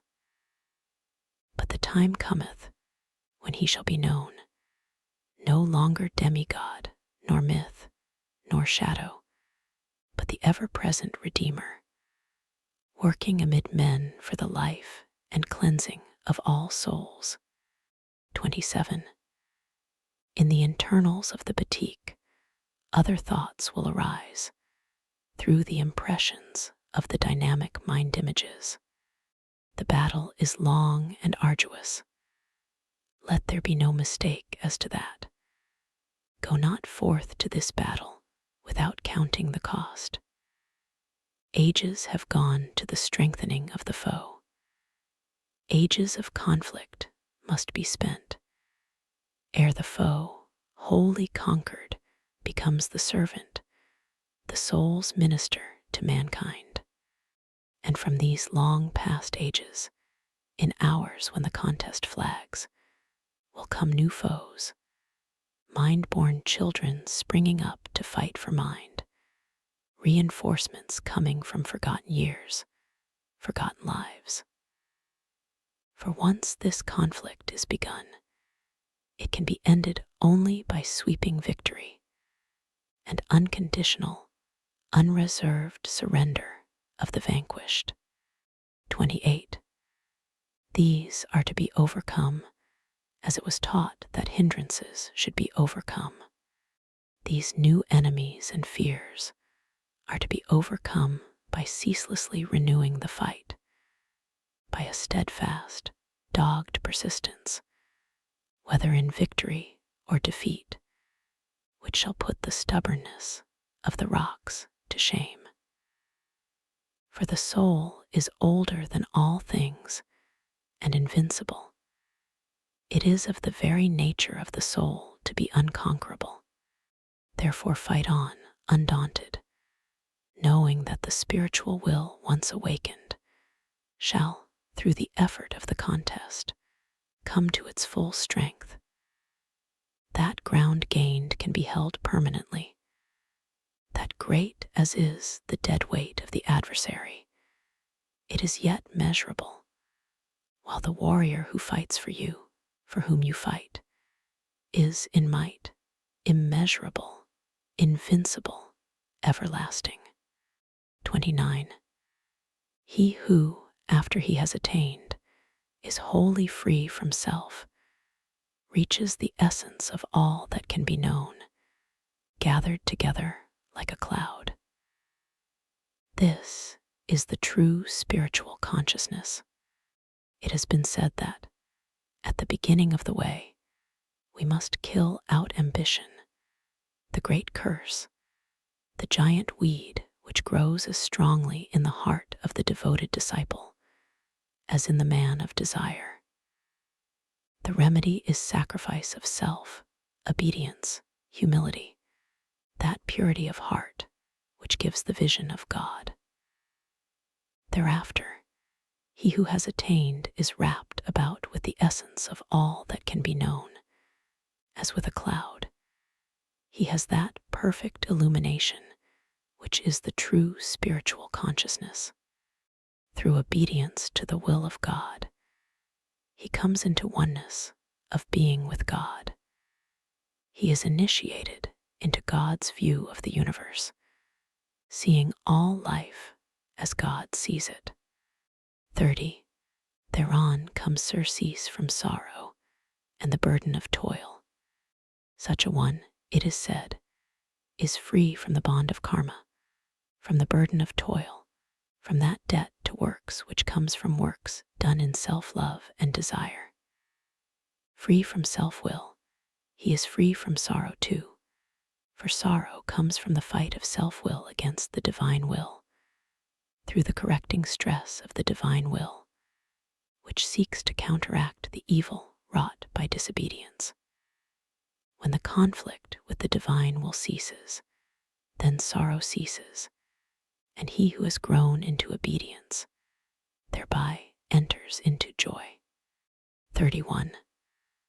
When all veils are rent, all stains washed away, his knowledge becomes infinite, little remains for him to know. The first veil is the delusion that thy soul is in some permanent way separate from the great soul, the divine eternal. When that veil is rent, thou shalt discern thy oneness with everlasting life. The second veil is the delusion of enduring separateness from thy other selves, whereas in truth the soul that is in them is one with the soul that is in thee. The world's sin and shame are thy sin and shame, its joy also. These veils rent, thou shalt enter into knowledge of divine things and human things. Little will remain unknown to thee. 32. Thereafter comes the completion of the series of transformations of the three nature potencies, since their purpose is attained. It is a part of the beauty and wisdom of the great Indian teachings, the Vedanta and the Yoga alike, to hold that all life exists for the purposes of soul, for the making of the spiritual man. They teach that all nature is an orderly process of evolution, leading up to this, designed for this end, existing only for this, to bring forth and perfect the spiritual man. He is the crown of evolution. At his coming, the goal of all development is attained. 33. The series of transformations is divided into moments. When the series is completed, time gives place to duration. There are two kinds of eternity, says the commentary. The eternity of immortal life, which belongs to the spirit, and the eternity of change, which inheres in nature, in all that is not spirit. While we are content to live in and for nature, in the circle of necessity, samsara, we doom ourselves to perpetual change. That which is born must die, and that which dies must be reborn. It is change evermore, a ceaseless series of transformations. But the spiritual man enters a new order. For him, there is no longer eternal change, but eternal being. He has entered into the joy of his Lord. This spiritual birth, which makes him heir of the everlasting, sets a term to change. It is the culmination, the crowning transformation of the whole realm of change. 34. Pure spiritual life is, therefore, the inverse resolution of the potencies of nature, which have emptied themselves of their value for the spiritual man. Or it is the return of the power of pure consciousness to its essential form.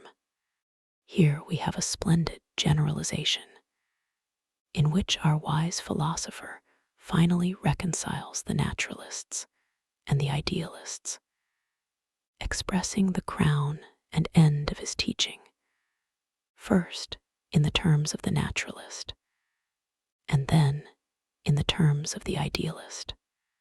The birth and growth of the spiritual man and his entry into his immortal heritage may be regarded, says our philosopher, either as the culmination of the whole process of natural evolution and involution, where that which flowed from out the boundless deep turns again home, or it may be looked at, as the Vedantins look at it, as the restoration of pure spiritual consciousness to its pristine and essential form. There is no discrepancy or conflict between these two views, which are but two accounts of the same thing. Therefore, those who study the wise philosopher, be they naturalist or idealist, have no excuse to linger over dialectic subtleties or disputes. These things are lifted from their path, lest they should be tempted to delay over them, and they are left facing the path itself, stretching upward and onward from their feet to the everlasting hills, radiant with infinite